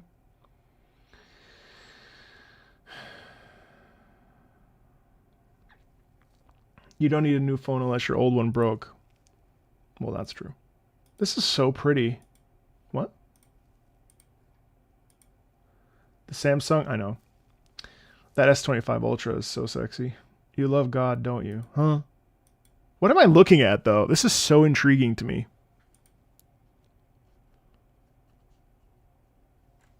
Well, let me stick that. I'll stick that in the cart. Support the indie dev. Never play it. Okay. Oh, yay. Myth. The Xenogears do not get a Xiaomi. I don't know. I've never understood the newer phones. It's just a communication device. It's true.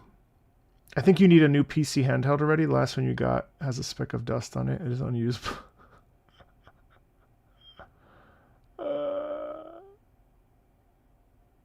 the OnePlus 6. They retired the OnePlus 9, didn't they?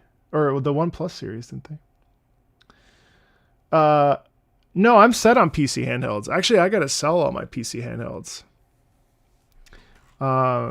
Yeah, I gotta sell all my PC handhelds. I'm done. The MSI Claw 8AI is a powerhouse, especially now that I've got some stuff on it. Oh, OnePlus still exists. I thought that they just stopped making the line, didn't they? They stopped at 9, didn't they?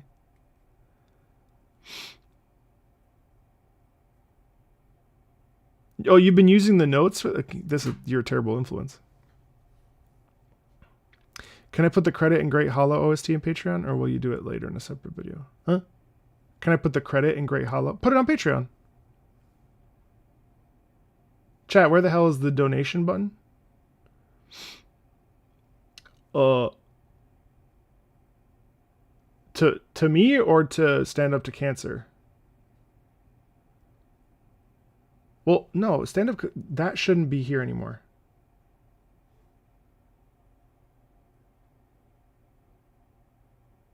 Imagine if that song request is actually a psyop from the creator of the game just so they can get you to play it on stream for cheap advertising. Well, if the song is that good, it's worth it. Oh, to suggest a song. Oh, that's through Patreon. Patreon.com/MarcoMeatball. For Friday streams. Can I put the credit... Huh? Can I put in the Great Hollow Night Rain in Patreon? Oh, put it in Patreon for Fridays. I thought, I like the Google Pixel ecosystem because it's sort of like Apple's, but honestly, like the one thing that I really enjoyed about the Android phone, even though I don't think that the Pixel really was for me, was the fact that the flexibility is really impressive. Do we request only once a month for each monthly Patreon request? Yes. A Linux phone would be crazy. Fuck ecosystems. You know, that was part of my frustration is that I literally have so many books on Apple Books. And guess what? I can't take Apple Books fucking anywhere. Like I have an iPad, right? Like I'm not going to get rid of the iPad, but it's like I'm pissed. You know what I mean? And now Kindle did it. Now Amazon did it. It's horrible. You know? It's horrible that then now they made it so you can't unlock the DRM. They DRM'd it, so you can't pull out if you I mean Kindle is at least like cross-platform, right? So I mean a little bit better, but like it is terrible. It's terrible. You don't own anything. I mean like it's just I don't know. Anyway, it doesn't matter. You can't pull out. And you always should. The beginning and the end. Oh, I love it. Have I heard this? This is a full orchestral arrangement of the beginning and the end from Xenogears, done by Mitsuda himself for an album of fan favorite tracks, with Joanne Hogg reprising her role as the vocalist and the Bulgarian Symphony Orchestra for these tracks. It was originally released in Japan, in Japan in 2011. I'm excited to play Xenogears this year. I don't know when, but it's on my list. You will enjoy your media in the store's approved way, and you will like it. Yes, Daddy Tim Cook. I'm sorry. Forgive me. In October, they're going to be like, we've finally made the Apple Fold, the most revolutionary fold phone that's ever been made. Samsung made it like 8 months before. Actually, I did briefly have the Fold 7. I liked it, except for the fact that I have massive fucking hands. And so that thing folded is this big. And so like you can't, it's like, my iPhone 16 is a fucking chonker. So at least like I know that it's like, I when I hold it, you know what I mean? But like this thing, unless it's open, this thing is like, it sucks. Anyway, all right, I'll shut up.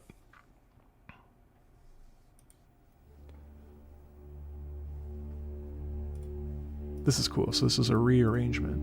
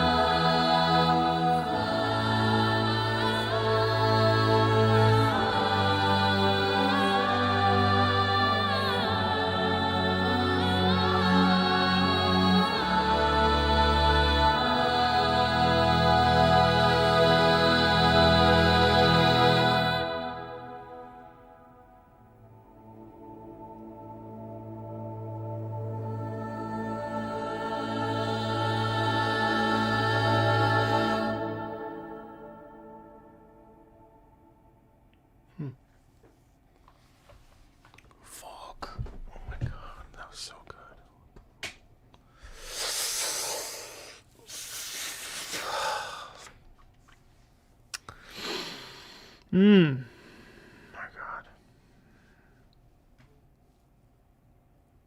God. The original is so visceral. That was very different. Wow.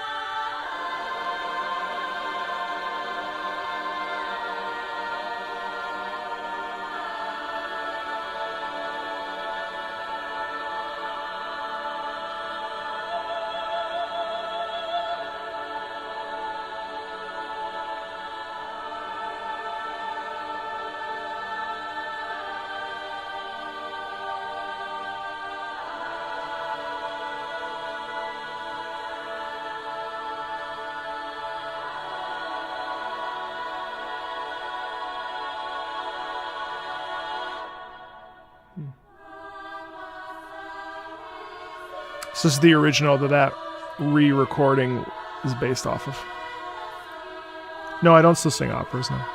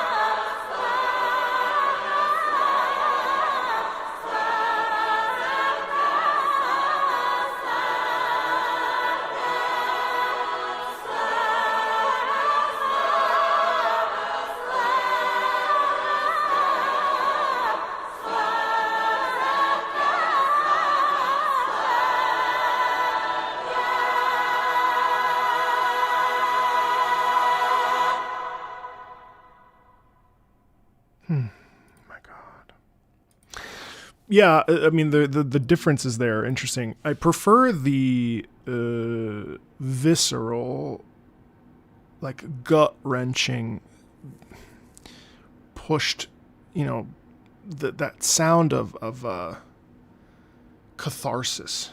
Fucking, like, it's such a release. It's deeply. I mean, I almost cried listening to both versions, to be honest. I mean, it's like so like. I had a dream yesterday that I was with my entire family, all generations, and we were all holding hands, and it was the end of the earth, and the earth was slowly falling. Pieces of the earth were slowly falling into the core, and we all held hands on this beach, and as we walked, we crossed through this invisible barrier that, like, people that had still somehow remained on Earth, where we could see them but they couldn't see us. And my dad was there, and my grandparents were there, and my great aunt that died was there. I don't know. The song really hit. I do think that the original version has a little bit more punchiness that I think I like. But the second one is more controlled and more elegant, which is also quite beautiful. Yeah, it's gorgeous.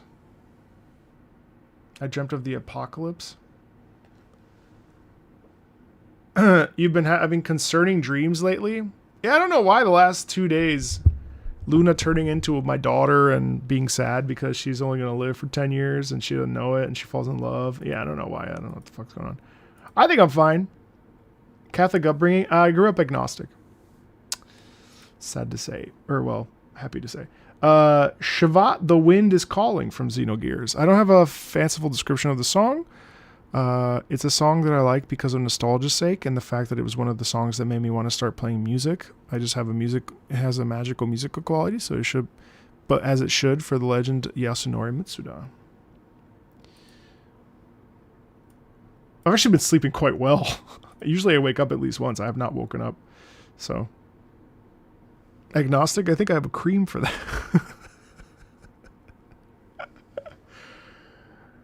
Yeah, no, I grew up, the church was not pushed on me in my youth. I have no Catholic guilt whatsoever.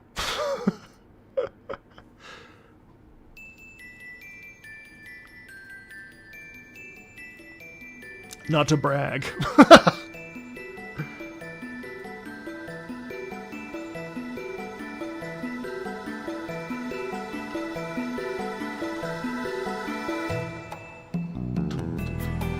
Fuck, yes.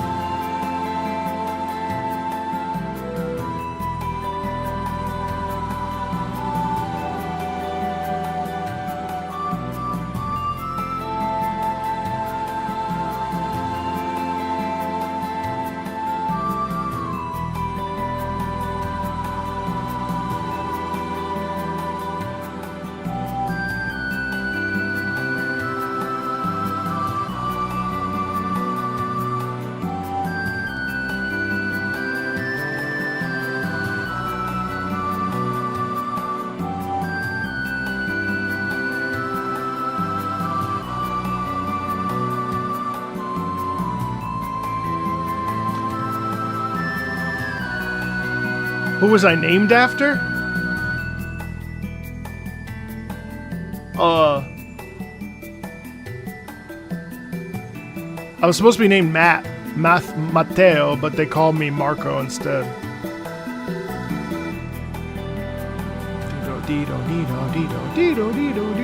I love the cascading down. So much fun.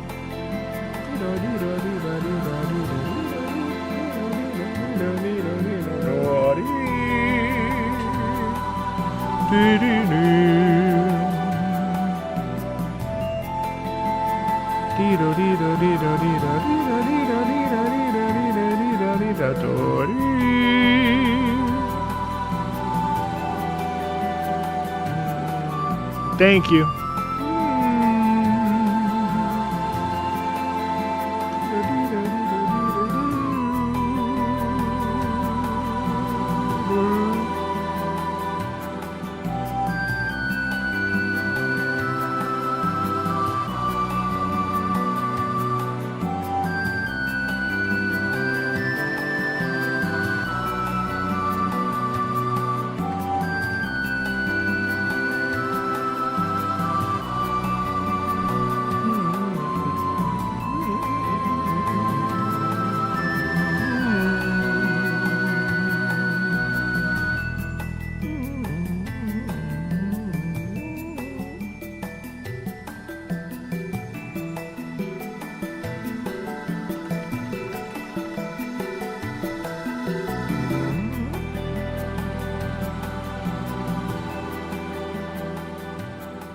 So pretty.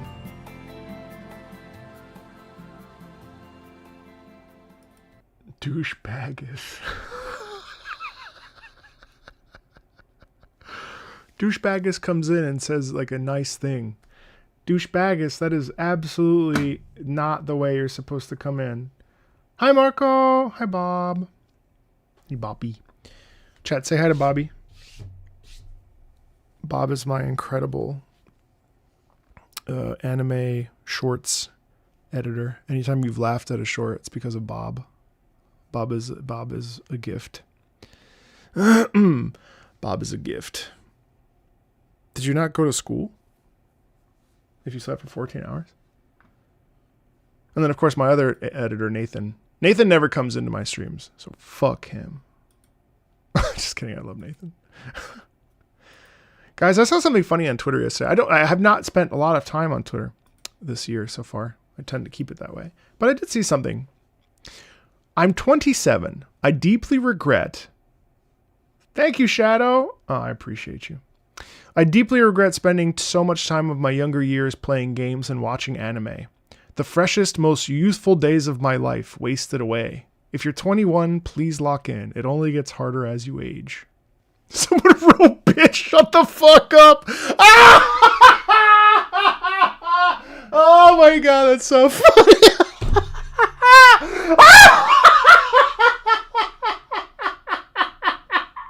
Someone wrote, bitch, shut the fuck up. Oh my god, that's the funniest shit.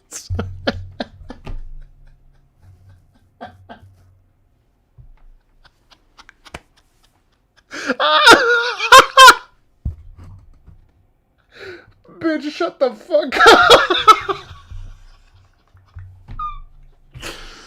Oh my god. Oh, fuck. That's so fucking funny. Oh my god.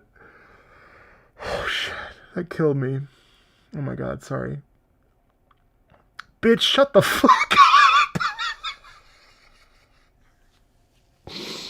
Oh my god, oh my god, that's so funny. So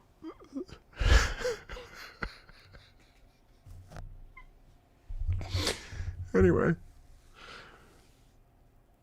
I'm 27. I deeply regret spending so much of my younger years playing games and watching anime. I'm so sorry. The freshest, most youthful, I haven't laughed that hard in a long time. The freshest, most youthful days of my life wasted away. The freshest, most youthful days of my life wasted away. If you're 21, please lock in. It only gets harder as you age. I'm going to tell you what my reply is because why not? Also, did you see the guy who owns Rust and Gary's Mod is willing to buy New World that is going to shut down at the end of the middle of the month or at the end of the month for $25 million? I would shit my pants while I wrote that.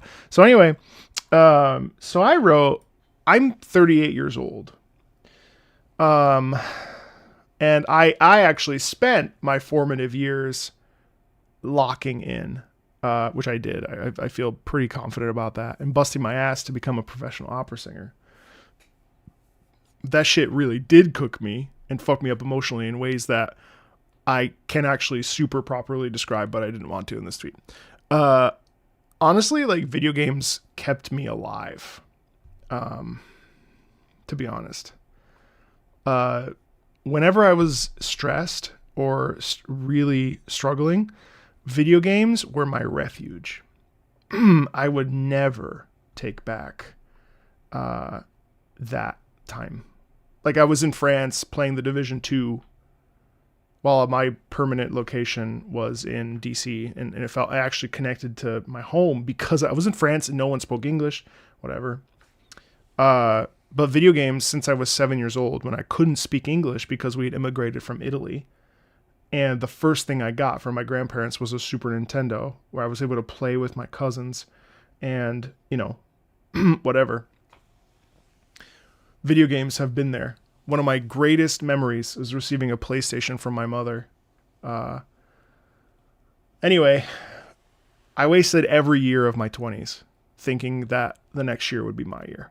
Hustling, busting my ass, hoping that things would be better. You shouldn't prioritize gaming over everything, or else I did and I fucked up my life.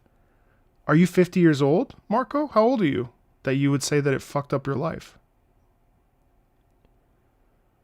Are you 70? Do you only have like 20 years left or something? You're 37? Bro, we are so young. We're so young. I mean, this is complicated. We don't have to get into it because, everyone's life is different. But like, I'm 38.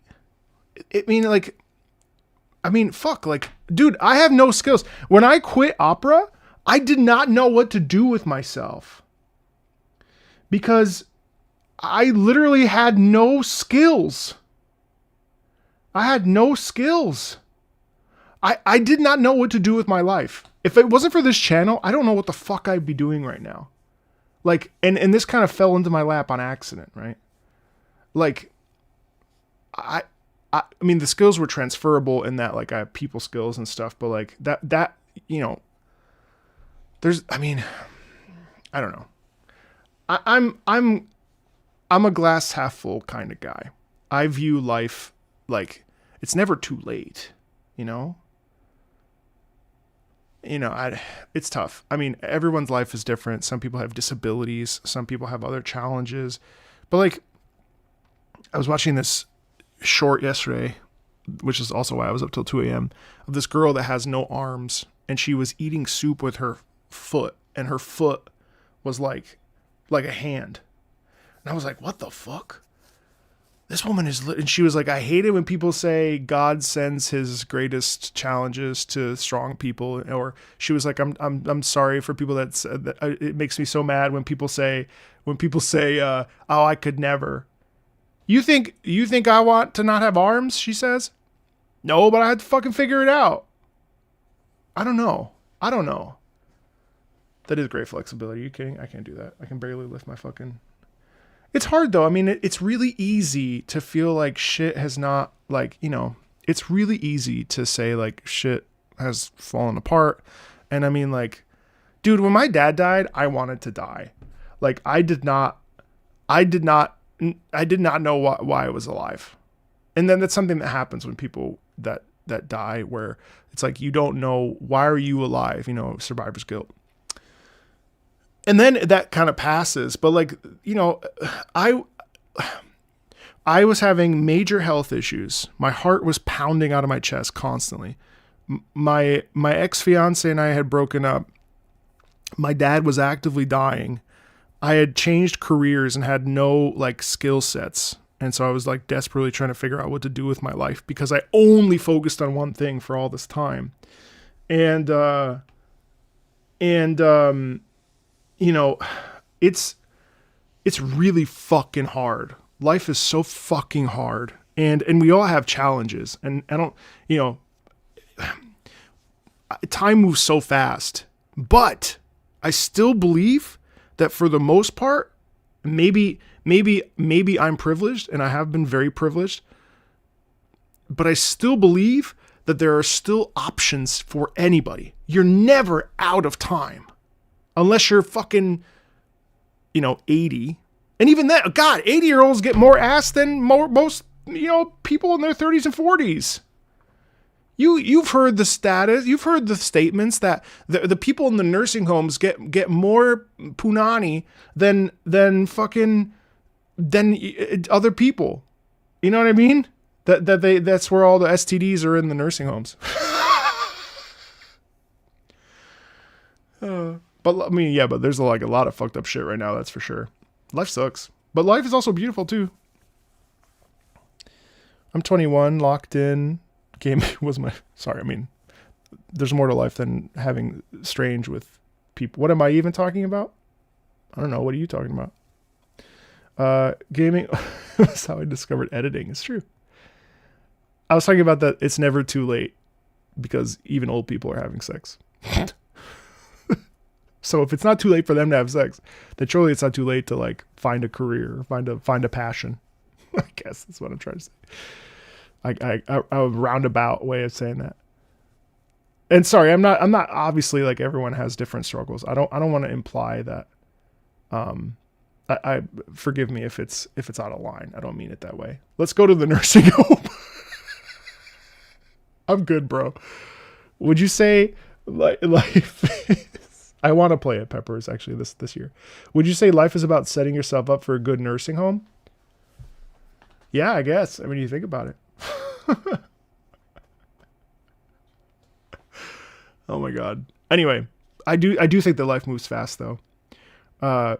It's hard. It's hard to savor life when stuff. It's hard to savor life when shit's really fucked up though.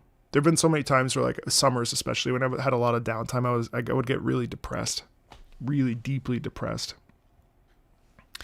And it was just because I had idle hands. I wasn't busy. I wasn't like using my brain. But you know, it's hard to be like, well, life will be better in 4 months. There was a guy. Check this out. This might help you. There was a guy so when I was 14, I was part of an online community for a game called Jedi Knight, Jedi Outcast. We were part of a clan called They Might Be Jedi, TMBJ. I still talk to those guys. It's cool. And there was a guy. Yes, it does. Yursama. There is a there was a guy, Calvin, who said 5 years, like something that feels like it will last for 5 years now will feel like 5 minutes in 5 years. That has stuck with me my entire life. Something that feels like 5 years now will feel like 5 minutes in 5 years. And that has retained and remained a true ass statement. That no matter how fucked up something feels, even my dad's death, right? My dad's death, ground zero for my adult life.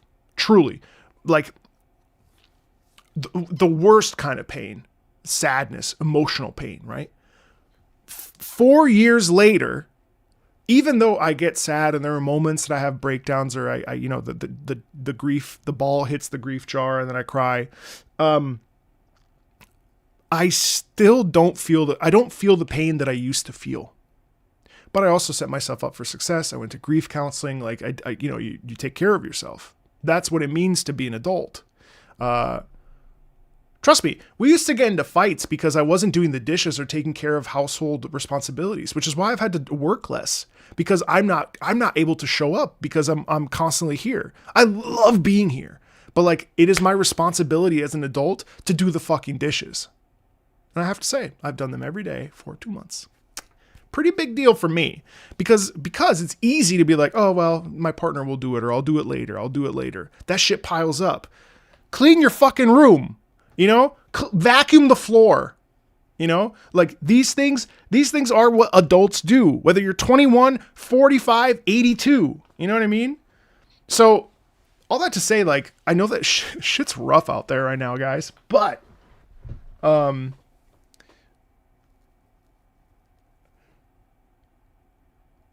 5 years now will feel like 5 minutes in 5 years. Even when you're sad. It sucks. Anyway, sorry. I'll stop. I'm off my soapbox. Anyway. Oh my God. I don't know why I cleared that message. You're going to get me in trouble. Sorry. I'm so sorry. I didn't mean to. How long was that rant? What was the timing on that rant? I know the mods are keeping track. Anyway, where are we? Marvel Rivals. Sorry. I don't feel 38. And I mean, ideally, I'll like live for another, 50 years or some shit. That'd be nice. Like within, 80. I'd like to, 80 feels pretty good.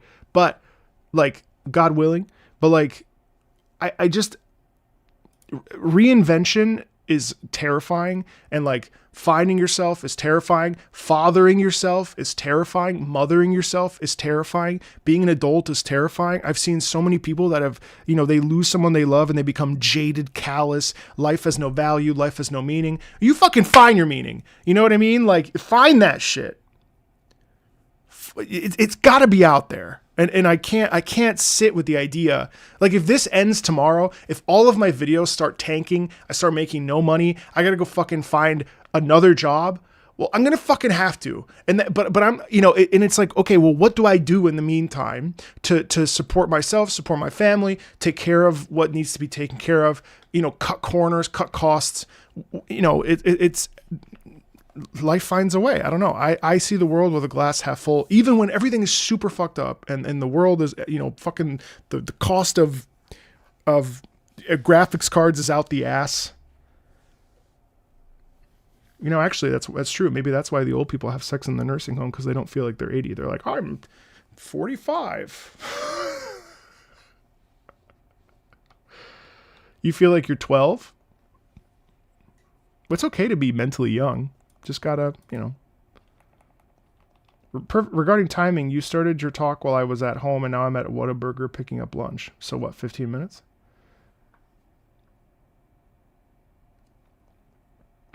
Anyway, there was a question earlier. I'm so sorry. Where are you, Shadow? Shadow Strider asked a question. I don't know if they're still here. Shadow, what was your question? What a conversation to join the stream. Yo, Callie, thank you. Shadow, you had asked a question earlier, and I missed. I made a mental note. I think, was it about the Patreon? What was it about? I can't remember. I can't see it. When you become a patron, how do you recommend songs? Oh, there's a sheet. Oh, okay, Crammon got it. I'm sorry. Anyway.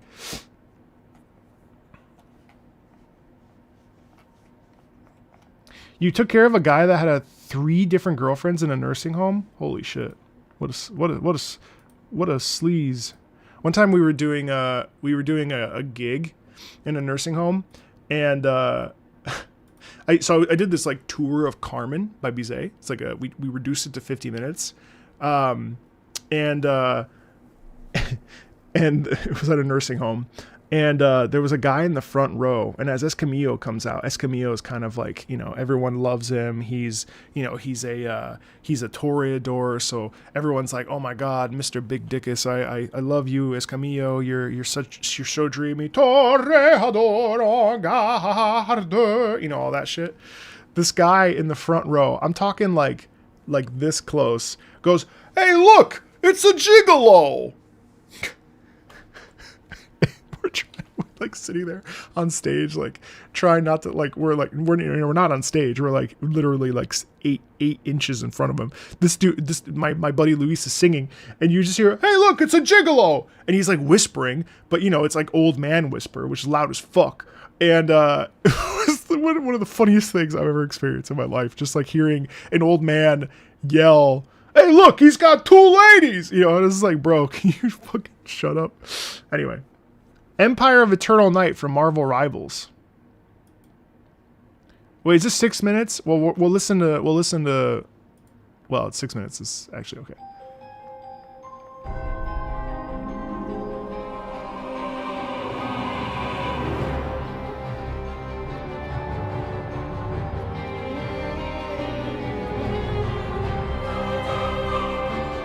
What theme is this?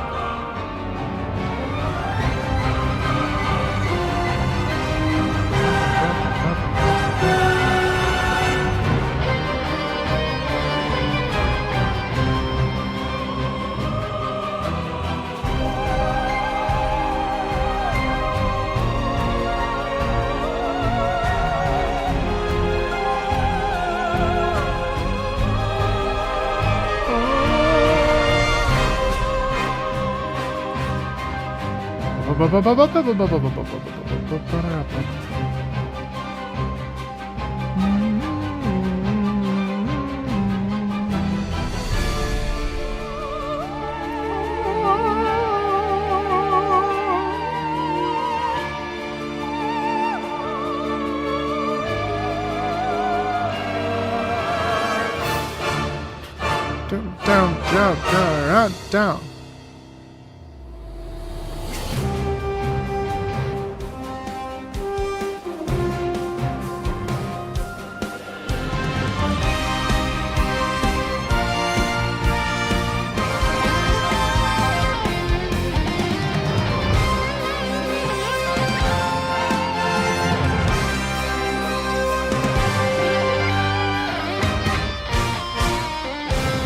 Wow.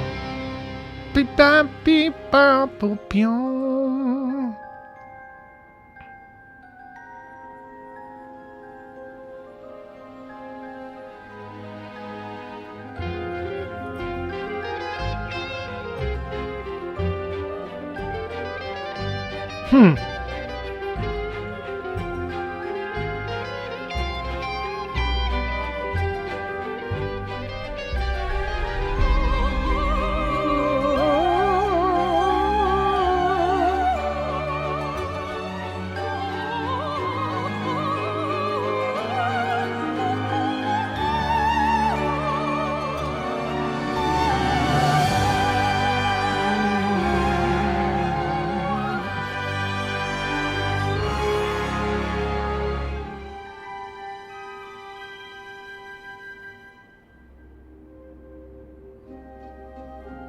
I want to play more Rivals.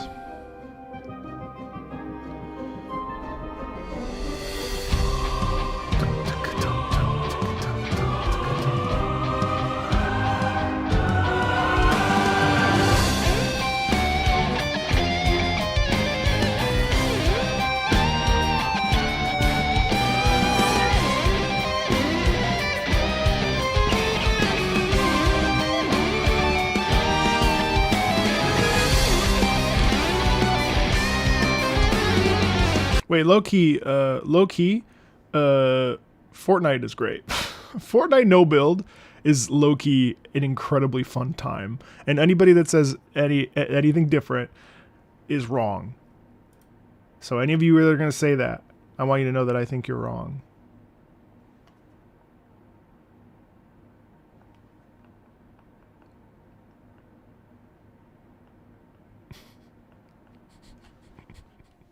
Just like you're wrong about the context conversation from earlier. Oh my god, imagine if this slipped out of my hands and broke my fucking... I would deserve it, so...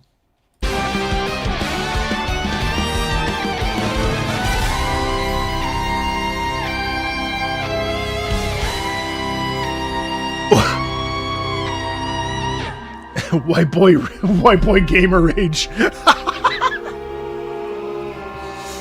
Felt.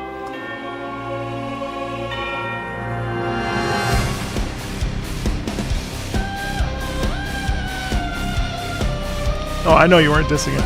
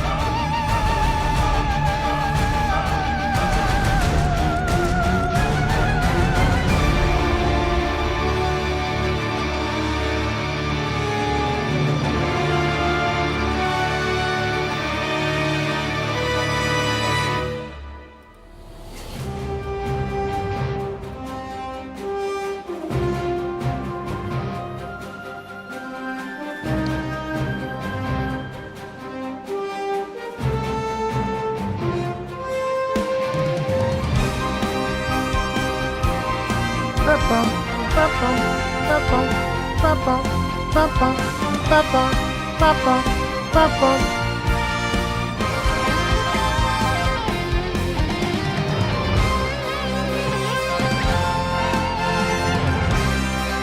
this a map theme?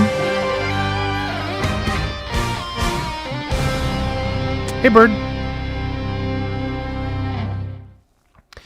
And then I saw that Alejandro Saab now as Deadpool, so now's a good time as any. Deadpool seems like a really cool character because Deadpool can change. I always play Venom. Venom's my favorite Marvel character of all time. I fucking love Venom. Well, I love the symbiotes, but I mean, like, man, Spider-Man. So it's interesting because, like, now that I've been watching One Piece, One Piece has probably. Or not watching, reading, excuse me. I think One Piece has probably one of the best rogues gallery of villains in any piece of media. Like, I guess if we're talking like comic books, like comic book stuff, I still, for me, I think Batman probably has more interesting, like multi-faceted villains. But as a villain enjoyer, I think Spider-Man probably has my favorites, or certainly the ones that I feel most cozy with: Scorpion, Rhino, Shocker, the symbiotes. Enfield should have a good OST, I think. Sinister Six, I mean, without a question, right? Marco, out of nowhere question: have you listened to the new Michael Salvatore? No, I know it's kind of a dead game. It actually isn't really all that dead, to be honest. But no, I haven't. I haven't listened to any Destiny music because I'm sort of just like over it, If I die, I want to be reborn as a big black bird picking at bodies. I'll go from war to war just picking at bodies. It would be a good life. No.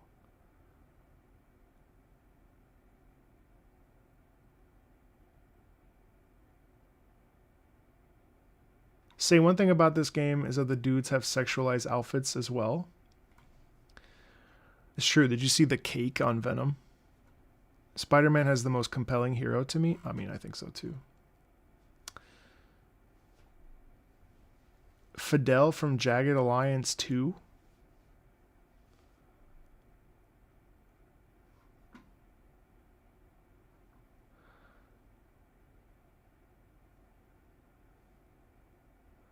These are the kind of people that are in my chat.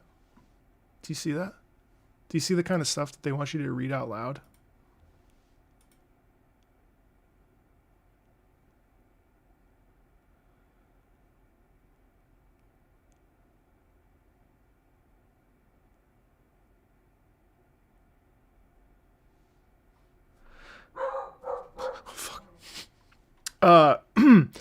So if I were to choose what I prefer villains that are irredeemable. Batman has the best villains and heroes because I'm just a regular ass dude. It's true. For Marvel, I'm a Hulk and Daredevil stan. DC, I'm Superman all the way. That's fair. Good God, he was double cheeked up on a Thursday afternoon and I don't even play Marvel Rivals. I do get Destiny vibes from the latest update in WoWa. Yeah, I think so too. Marvel is the best for everyone's just we're deviants. Sorry, you should be. Luna snapped back to reality. Oops, there goes gravity. No, he won't matter. But no. Forget Marco, my allegiance is to you. Team Darkseid? Team Darkseid is here? What? Wait. Team Darkseid? The fuck you mean, Team Darkseid? Why are you here? What the fuck? Team Darkseid is here? What the fuck? What are you doing? You fucking goats. What's up, dude? What are you doing here? What are you doing here? Team Darkseid. How many of you are on this team? I actually don't know. Is it 4 of you?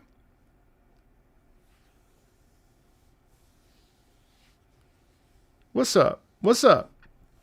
What's up, you guys? Welcome in. Yeah, do you want to come on the channel and listen to Monster Hunter music with me? Team Darkside? Who do I reach out to? Darkseed. The ladies at the Nordstrom rack call me Dumpy. Chris here with Gluco. Oh, siete italiani. Ah, hey guys. City of Tears was sung by... Oh my god, I know her name. We're friends. Do you guys want a really bad player on Team Darkside? Do you have Switch Axe representation on Team Darkside? Anyway, we're just listening to music. We're just hanging out. It's great to have everyone here, and of course our special guest, Team Darkside. I knew it. You're Italian. Phenomenal, man. One of the best himbos. Infatti sono italiano, certo. Certo che sono italiano. Con un nome come Marco, chi sarei? Chi sarei? Polacco. Impossibile. All right. So we're going to listen to some tracks from Herdling. Well, welcome in. Gate opener, well above sea level. Amelia Jones. Yes, that's who it is. And The Ridge. Huh? If you want to collab with us, let us know. We'd like to invite you to a video. Yeah. Of course I would. Of course I would. Of course I would. You tell me what you need or what you want. Hey, Ramiro, welcome in. Hi, will you do a live show with Ace Combat 8? Yeah. Yeah.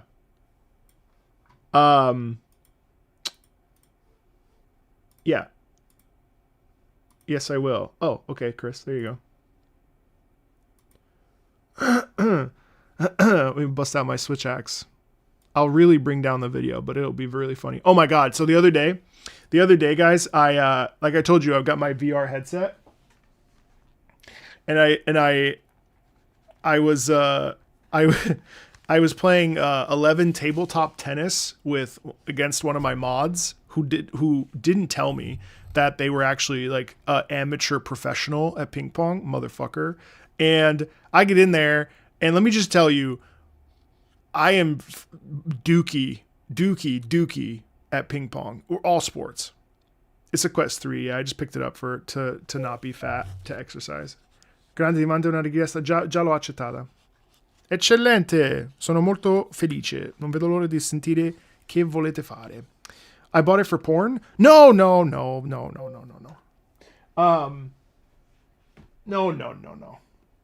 That was just for memes. Could you imagine? Why did you buy a MetaQuest 3? Well, I heard Pornhub has VR.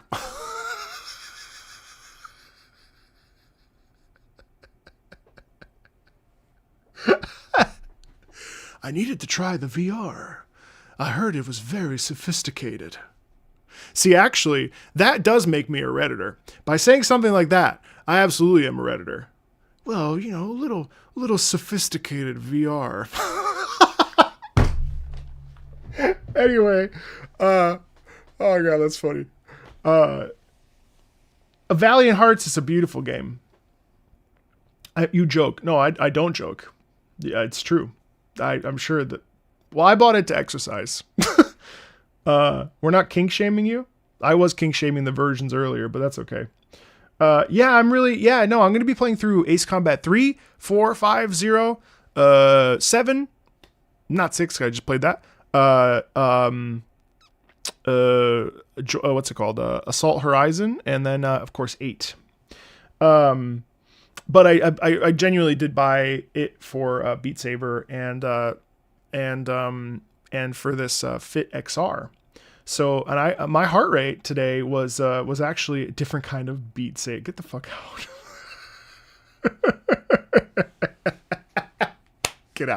Get out.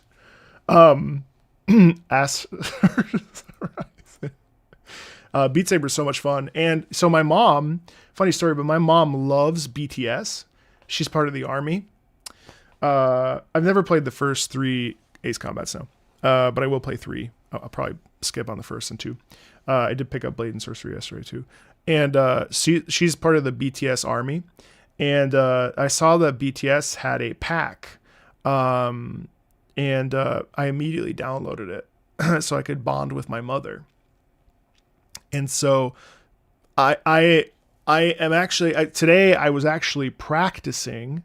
I actually was practicing the money, money, money, you're so funny, whatever the hell the. Ooh, ooh, ooh, ooh, ooh, ooh. Money, money, money. You know, so anyway, so I was doing that, and then I was playing this Fit XR, which is like, it's like a boxing thing, and it's like thunk, thunk, thunk, thunk, thunk, thunk, thunk, thunk. And that's really fun and very empowering. So anyway, yeah. So I bought the VR to exercise because I'm constantly sitting, you know. So I wanted to get up and just do something. And then anyway, so ping pong. Could I get my mom to play Ace Combat? I asked my mom if she wanted to listen to video game music, and she's just too private. She doesn't want to be on the camera. Plus, God forbid, some asshole I'll like turn fucking furious. I'll rage. I bring you more hurdling. This was a long rant. This is a 3-piece movement that I thought just hits so wonderfully and has interesting soundscapes. We already have the Japanese one. Yep, we're all set. You've replayed that one 1,000 times. Hit the treadmill. So I have a bad back because I suffered an injury in France because of the French. And so unfortunately I can't, the treadmill does not agree with me.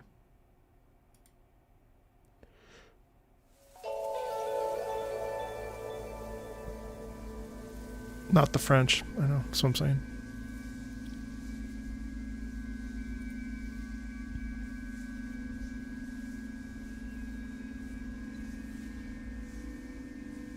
I mean, look at what happened with the Grok. It's fucking stupid.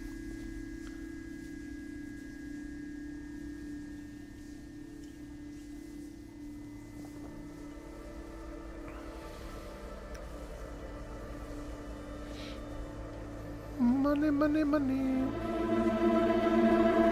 I didn't love the controls of this game, but it's a very, very, very beautiful. You heard like sheep kinds of animals.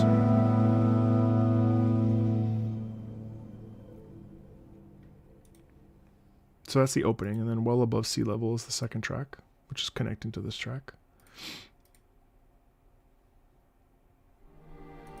No, I was in France. At my last gig, I was in France in 2019, and I was doing a deadlift.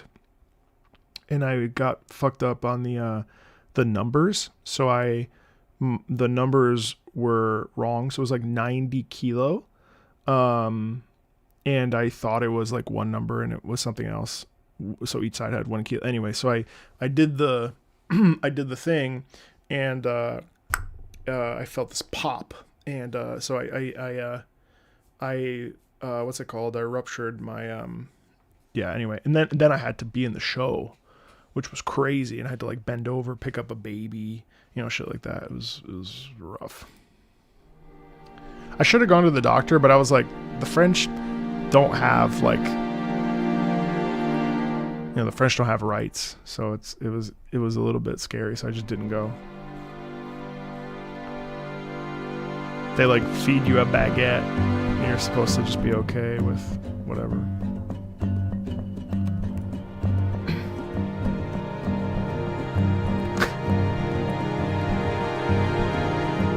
The French hadn't discovered medicine in 2018. Right.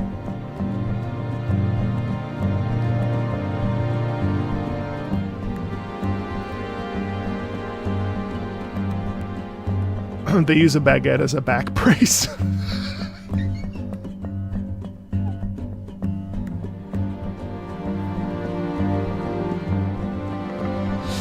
Exactly.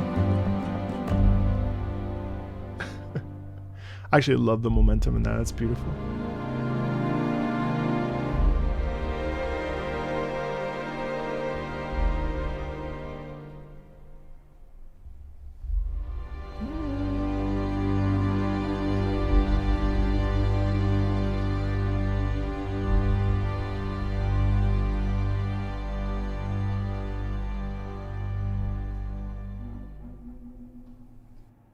I love how like atmospheric that is. Also, the richness of the orchestra there is gorgeous. And then Well Above Sea Level is the song right after. Sorry. Sticker Bush. Yeah, I've heard it. I've heard it.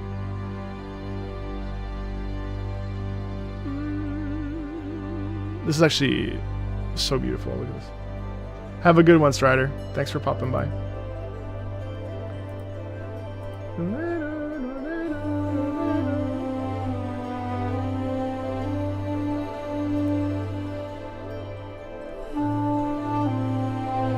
I have not, douche.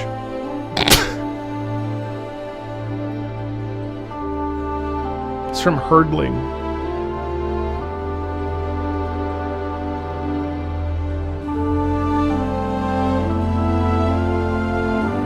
We should check the bass clarinet.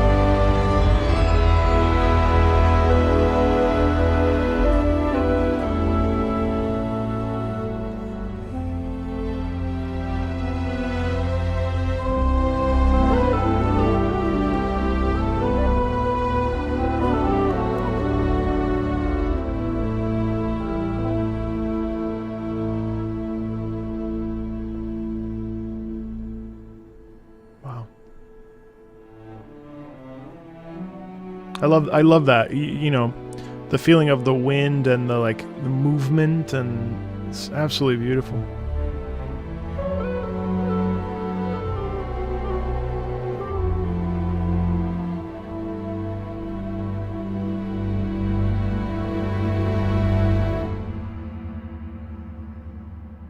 Gorgeous.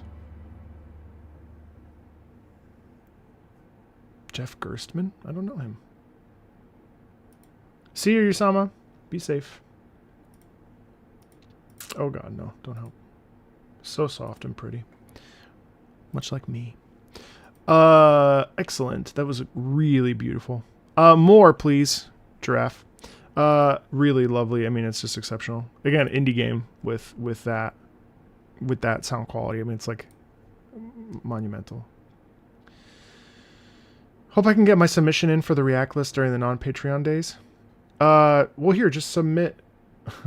Thank you, Bert. Well, you would know because you made my VTuber avatar that I used it once. So, and at least 8,000 people saw it. So, Loki, just been listening to the stream while locking in. Thanks for the company. You're so welcome. You must be 21 years old, since that tweet was for you. What's that? You know what, Kremen? We should make a or Tom, we should make a command for that for sure, right? We should make a command for that list and just have it be like an ongoing list. It did work out well, yeah. It did work out super well, actually. Intuition and Insight from The Legend of Heroes. How many missions would you like to have in Ace Combat 8? I'd probably say 20, max 25. I like a very solid 15-hour Ace Combat. Anything more than that, you can look into it Monday, bro. Like, it's fine. Anything more than that, like Unsung War, it kind of feels a little bit heavy. I like my Ace Combats to be on the shorter side, but not as short as like a 10 to 15 hour campaign for an Ace Combat is very reasonable, I think. Anything more than that, it starts to get a little bit like tense for me. Like, I felt like 0 was too short at 4 hours, 4 to 6, and I feel like Ace Combat 6 was right around 8 to 10 hours. I felt that was good. You've been busy? Oh, I don't know what that means, Zanasu, but I'm not going to ask. That's okay. You don't owe me anything. I like some mini games in my games, especially if they have some good music. Personally, I've spent too much time listening to this particular track, and it probably is my favorite out of all the mini game music from the Legend of Heroes series of games. Cool, let's check it out.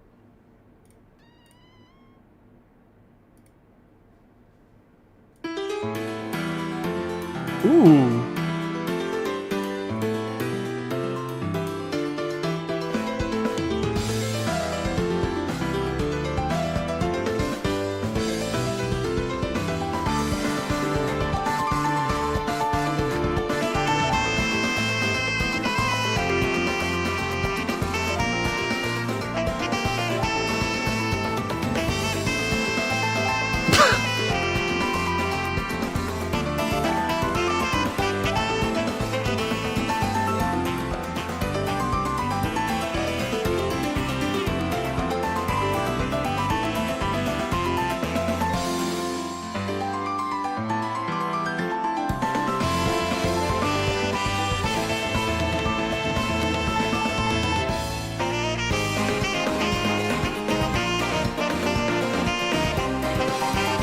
Wow.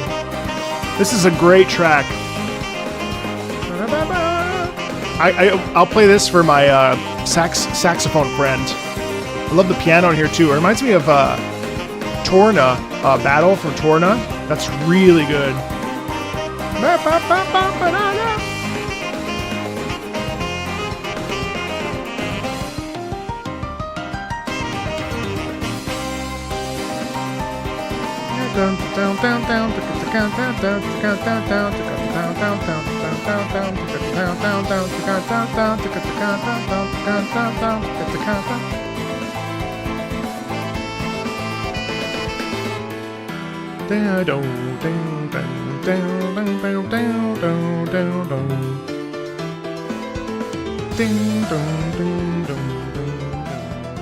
Oh, see, you know, the hardest part about sometimes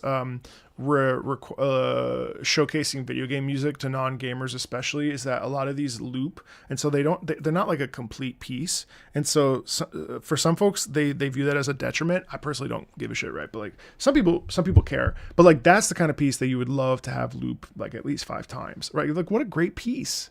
That and hurdling too. You know, hurdling is a little bit more subtle, right? But like the emotional maturity of that piece is really beautiful too. The saxophone is a criminally underutilized instrument. Yeah, I would say so. I would say so.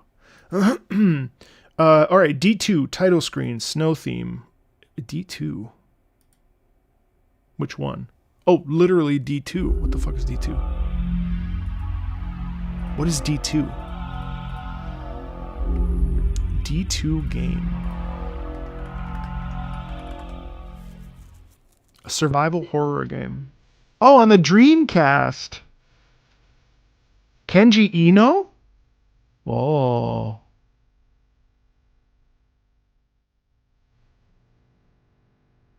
The Canadian Wilderness?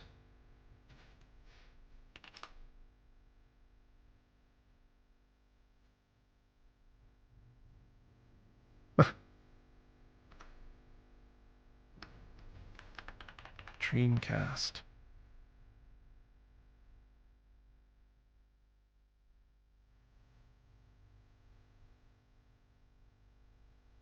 If John Carpenter's The Thing was a soap opera? That sounds so interesting. Oh shit, my bad. Oh shit.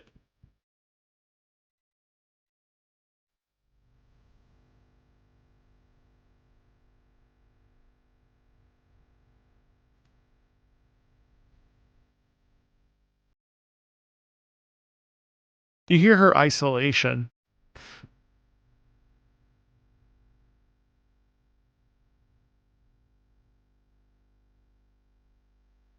Take us back to our childhoods. Yeah, dude.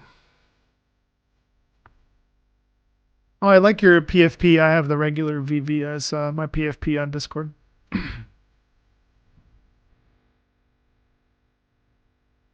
It's just a modern oratorio. I think she's singing like liturgical.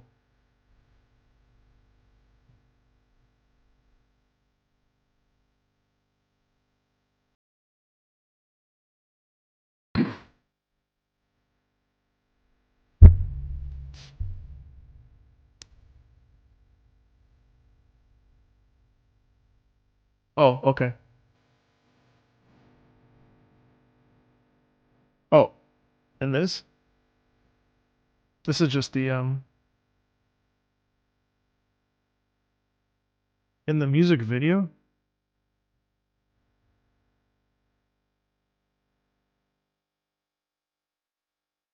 Did I? Oh, I'm sorry. I got so excited to listen to the song that I didn't read the description. So let's reset. Happy New Year in 2025. I know I mentioned a lot of dead people,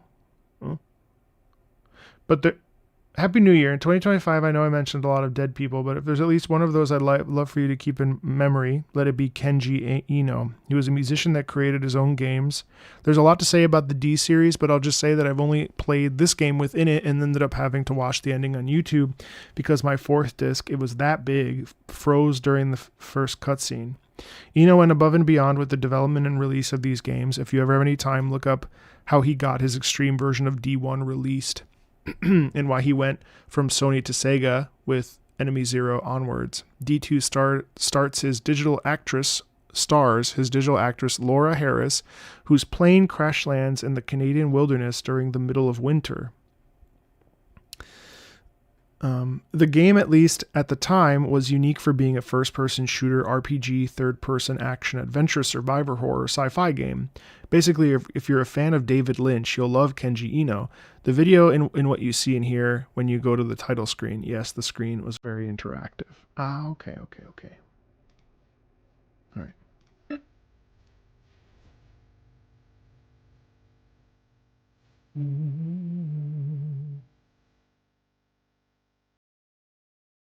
It's so solemn.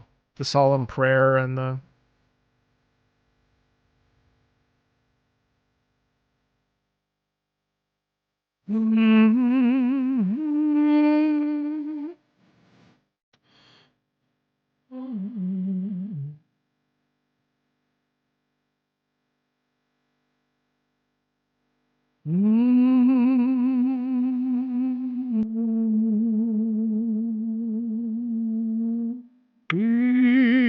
Beautiful resolution too.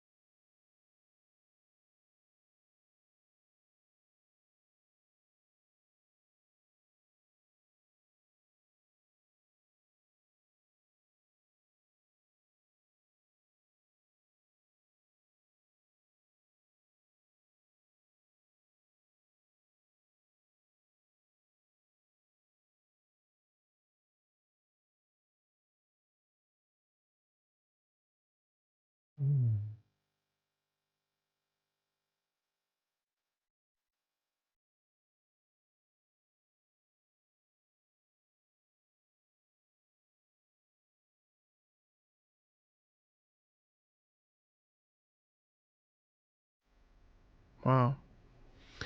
It's very it is very bleak and really beautiful. There's a throughout it there's a softness and a sort of there's a real obviously melancholy, but also like there's almost like a futility in it and a feeling like everything is just falling apart. But also there's this like kind of a prayer that really that plays in at that's like just beautiful, right? Absolutely, like almost feels like we're like on our hands and knees begging to God and wanting to be heard and understood and seen and so on and so forth. It's incredibly delicate. No, repetitive, yes, but extremely delicate at that. It's very beautiful. It's very beautiful. Nice piece. Greater Lights, Advent Rising. Oh, Yearning. Yeah, totally, yeah. Oh, Advent Rising. Yes. Hey, Dr. Doot. Yeah, you don't have to subscribe, Dr. Doot.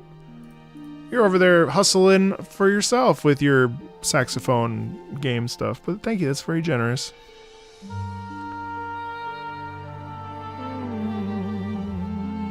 Listen to that. Sounds like English horn, I'd say. Really supporting and lifting that very sad piece, right? That's nice. Beautiful choir. You've been enjoying the streams a lot? It's been nice having you.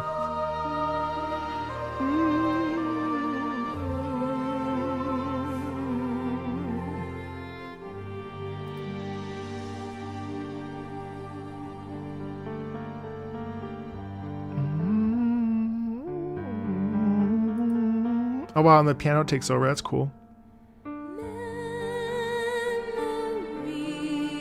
Musical theater. You could literally hear this in a musical.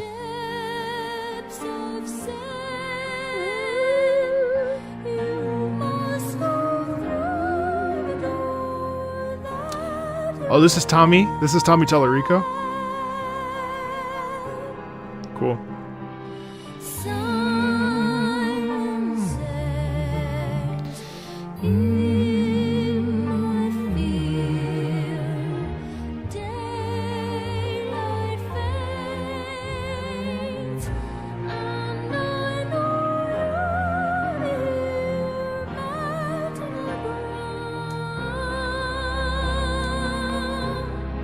Wow.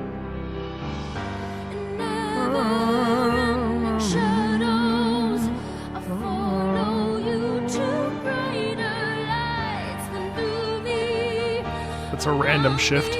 Now it's a pop song. What?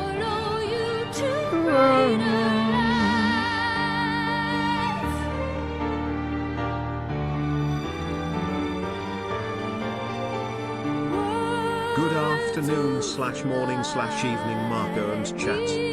Good morning. 2 months. Thank you, Creedery. Creeder. Appreciate you. 2 months.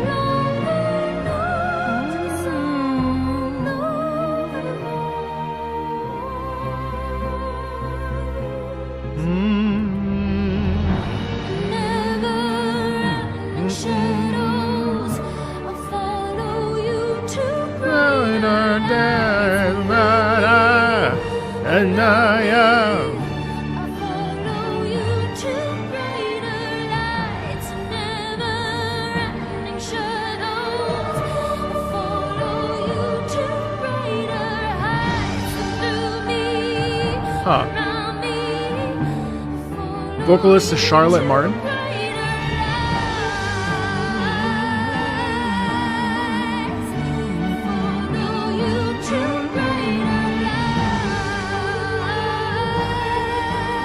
It's because you're French, aren't you?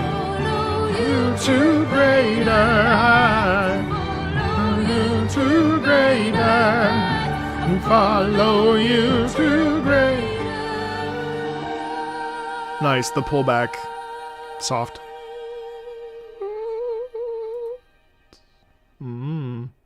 Yeah, nice piece. I think it's interesting how he chose to write a melodic. Well, it starts off super musical theater. Arrivederci. You make it. You make the first part really musical theater. Advent Rising. You make it really musical theater. It reminded me very much of I dreamed a dream in time gone by when hope was high and life worth living from freaking Les Miserables, right? And then it turned into basically like a rock ballad, but with orchestral writing. And I thought, overall, there was a bit of it was definitely Irish. My bad. There is definitely some repetition there that was maybe a little bit too much, but overall it was really fun to listen to. Anyone just suddenly have Anne Hathaway's face? Oh god. All right, Crash Twinsanity. So I recently just I was on the first level of Crash Twinsanity the other day, and I had a lot of fun with it actually. I mean, I've been in such a if you guys like 3D platformers, guys. You need to check out this game, Big Hops. Speaking of Crash Twinsanity, check this out. I'm enjoying this game so much.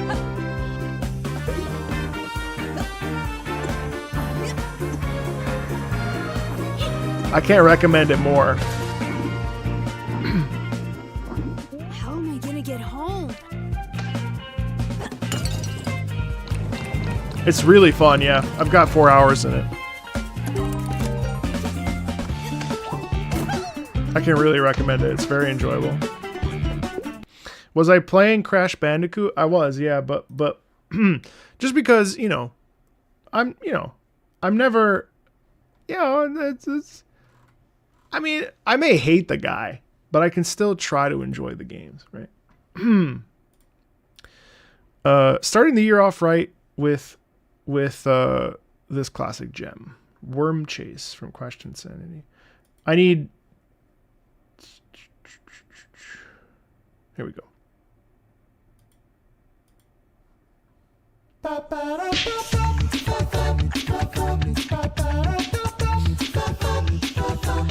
da da dee da, pa pa pa pa, da da da dee da, pa pa pa pa.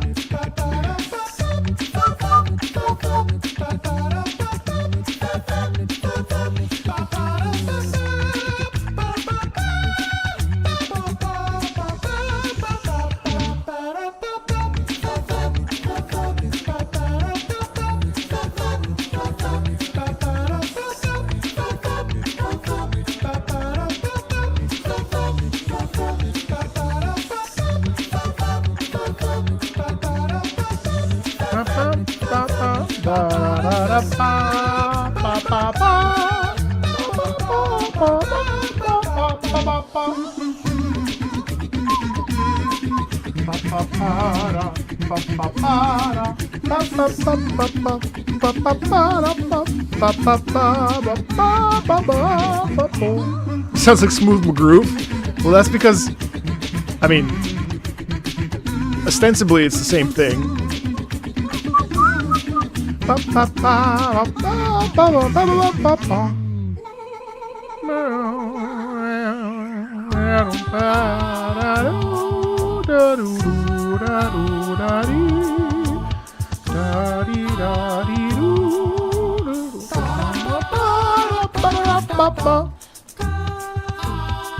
Yeah, it's just the way that we do like acapella stuff. This is a very common style of, I mean, Smooth is like one of the best to do it. That reminds me, I need to email him. Thank you.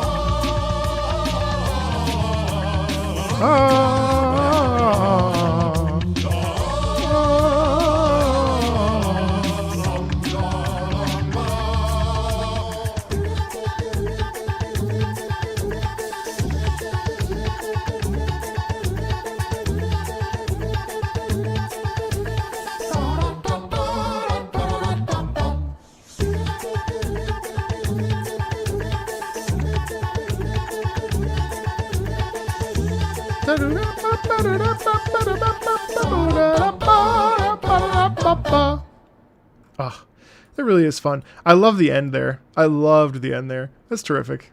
What a treat. What a treat. Blue Danube. It's really nice. That put me in a good mood. There's a lot of variety. It's not just that song. Like there's a lot of the acapella stuff in there is really cool. The up is not silent, and neither is the giant robotic caterpillar that's killing you to this tune. Power up. Why would the up be silent? Are you just being funny? I haven't heard this soundtrack in a minute. I because of you, Siren, I played this game. I love this game, dude. RoboQuest is such a fun game. Honestly, first-person roguelike shooters are definitely my jam, much like roguelike deck builders.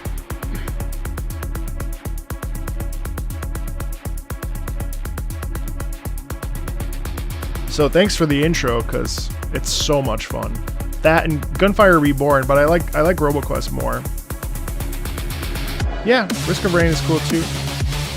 Doesn't go quite the well, it goes hard in a different way.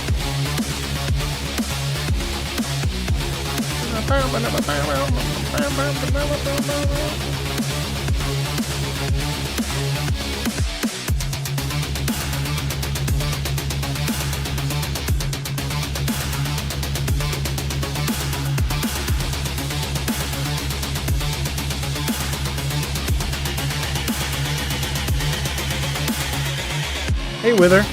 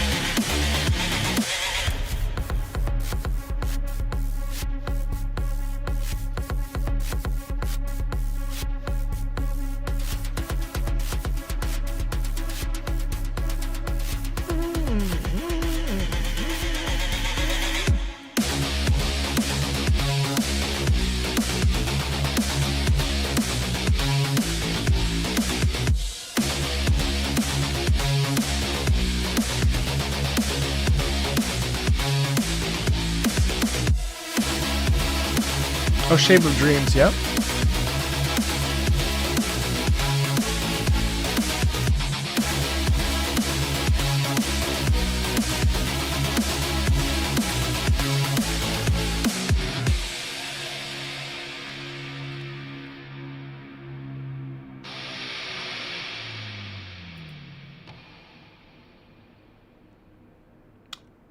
No! No! Fuck! See, I love that. I love just like, you know, that was a little bit of an edge. I don't like being edged.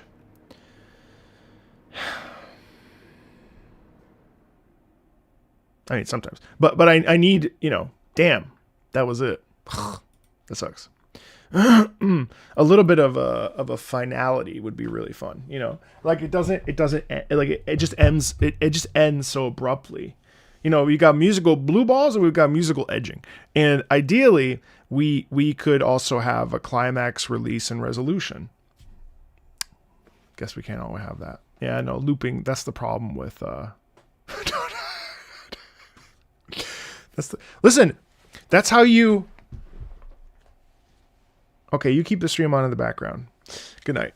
I mean, this is how you educate the masses. The way you just use that vocab. I think talking about edging and blue balls is a totally valid way to describe music. Personally, I don't see anything wrong with it. Yeah, no, that's true. You know, guys, I just wanted to humbly say thank you. You know, when I started the stream today, I was feeling kind of, not down, but just feeling a little bit, in my feels. I was having big feelings, just because it's a little bit stressful to be doing less and uploading less. And then when a video does poorly, and I had 2 lemons yesterday that I sort of, you know, it's okay. But, doing the stream and interacting with you guys and, you know, making jokes and having a good time really kind of reset my mood. So I wanted to say thank you. You know, I'm really sticking to my guns here about doing less, because, it's important. So, you know, I need to make sure that I'm staying balanced and, you know, yeah. This was a real treat. These Friday streams are so fun for me. I take them super seriously. Yeah. Yeah, I know. Be kind. I know. Practice what you preach. But yeah, so, as always, thank you for supporting the channel. Thank you for, you know, being here, whether you're a patron or not. If you want to join the Patreon, as always, you can, patreon.com/Marco Meatball if you want to watch anime or request songs, for our Friday streams. Tomorrow we'll be streaming Wuthering Waves 3.0 Part 2. Don't know how many of you are interested in that, but that's there. Monday we're back with, Legend of Zelda Twilight Princess. And then, that's Tuesday as well. Wednesday, we're doing a live stream for the music of Reverse 1999. It's a sponsored stream. We're going to be listening to 15 of the EPs from this game. They're very good. So even though it's a gacha game, this gacha game is extremely stylish. Thank you, Siren. Yeah, thank you. Definitely thank you for the gifted sub there, Siren. Definitely check that out if you want to next week. Thursday, we're going to be listening to Chants of Sennar, the Chants of Sennar soundtrack. And then Friday, we'll be back here. So, yeah, that'll be another week. So I will, what? Yeah. Anyway, I will talk to you guys later. Thank you so much for being here. And we will see you tomorrow morning at 10 o'clock. Very uplifting. Oh, that's cool. Yeah, it's okay. No worries. Gacha games have insane OSTs. I don't know why, but gacha games have crazy. Anyway, this is a separate conversation. See you guys.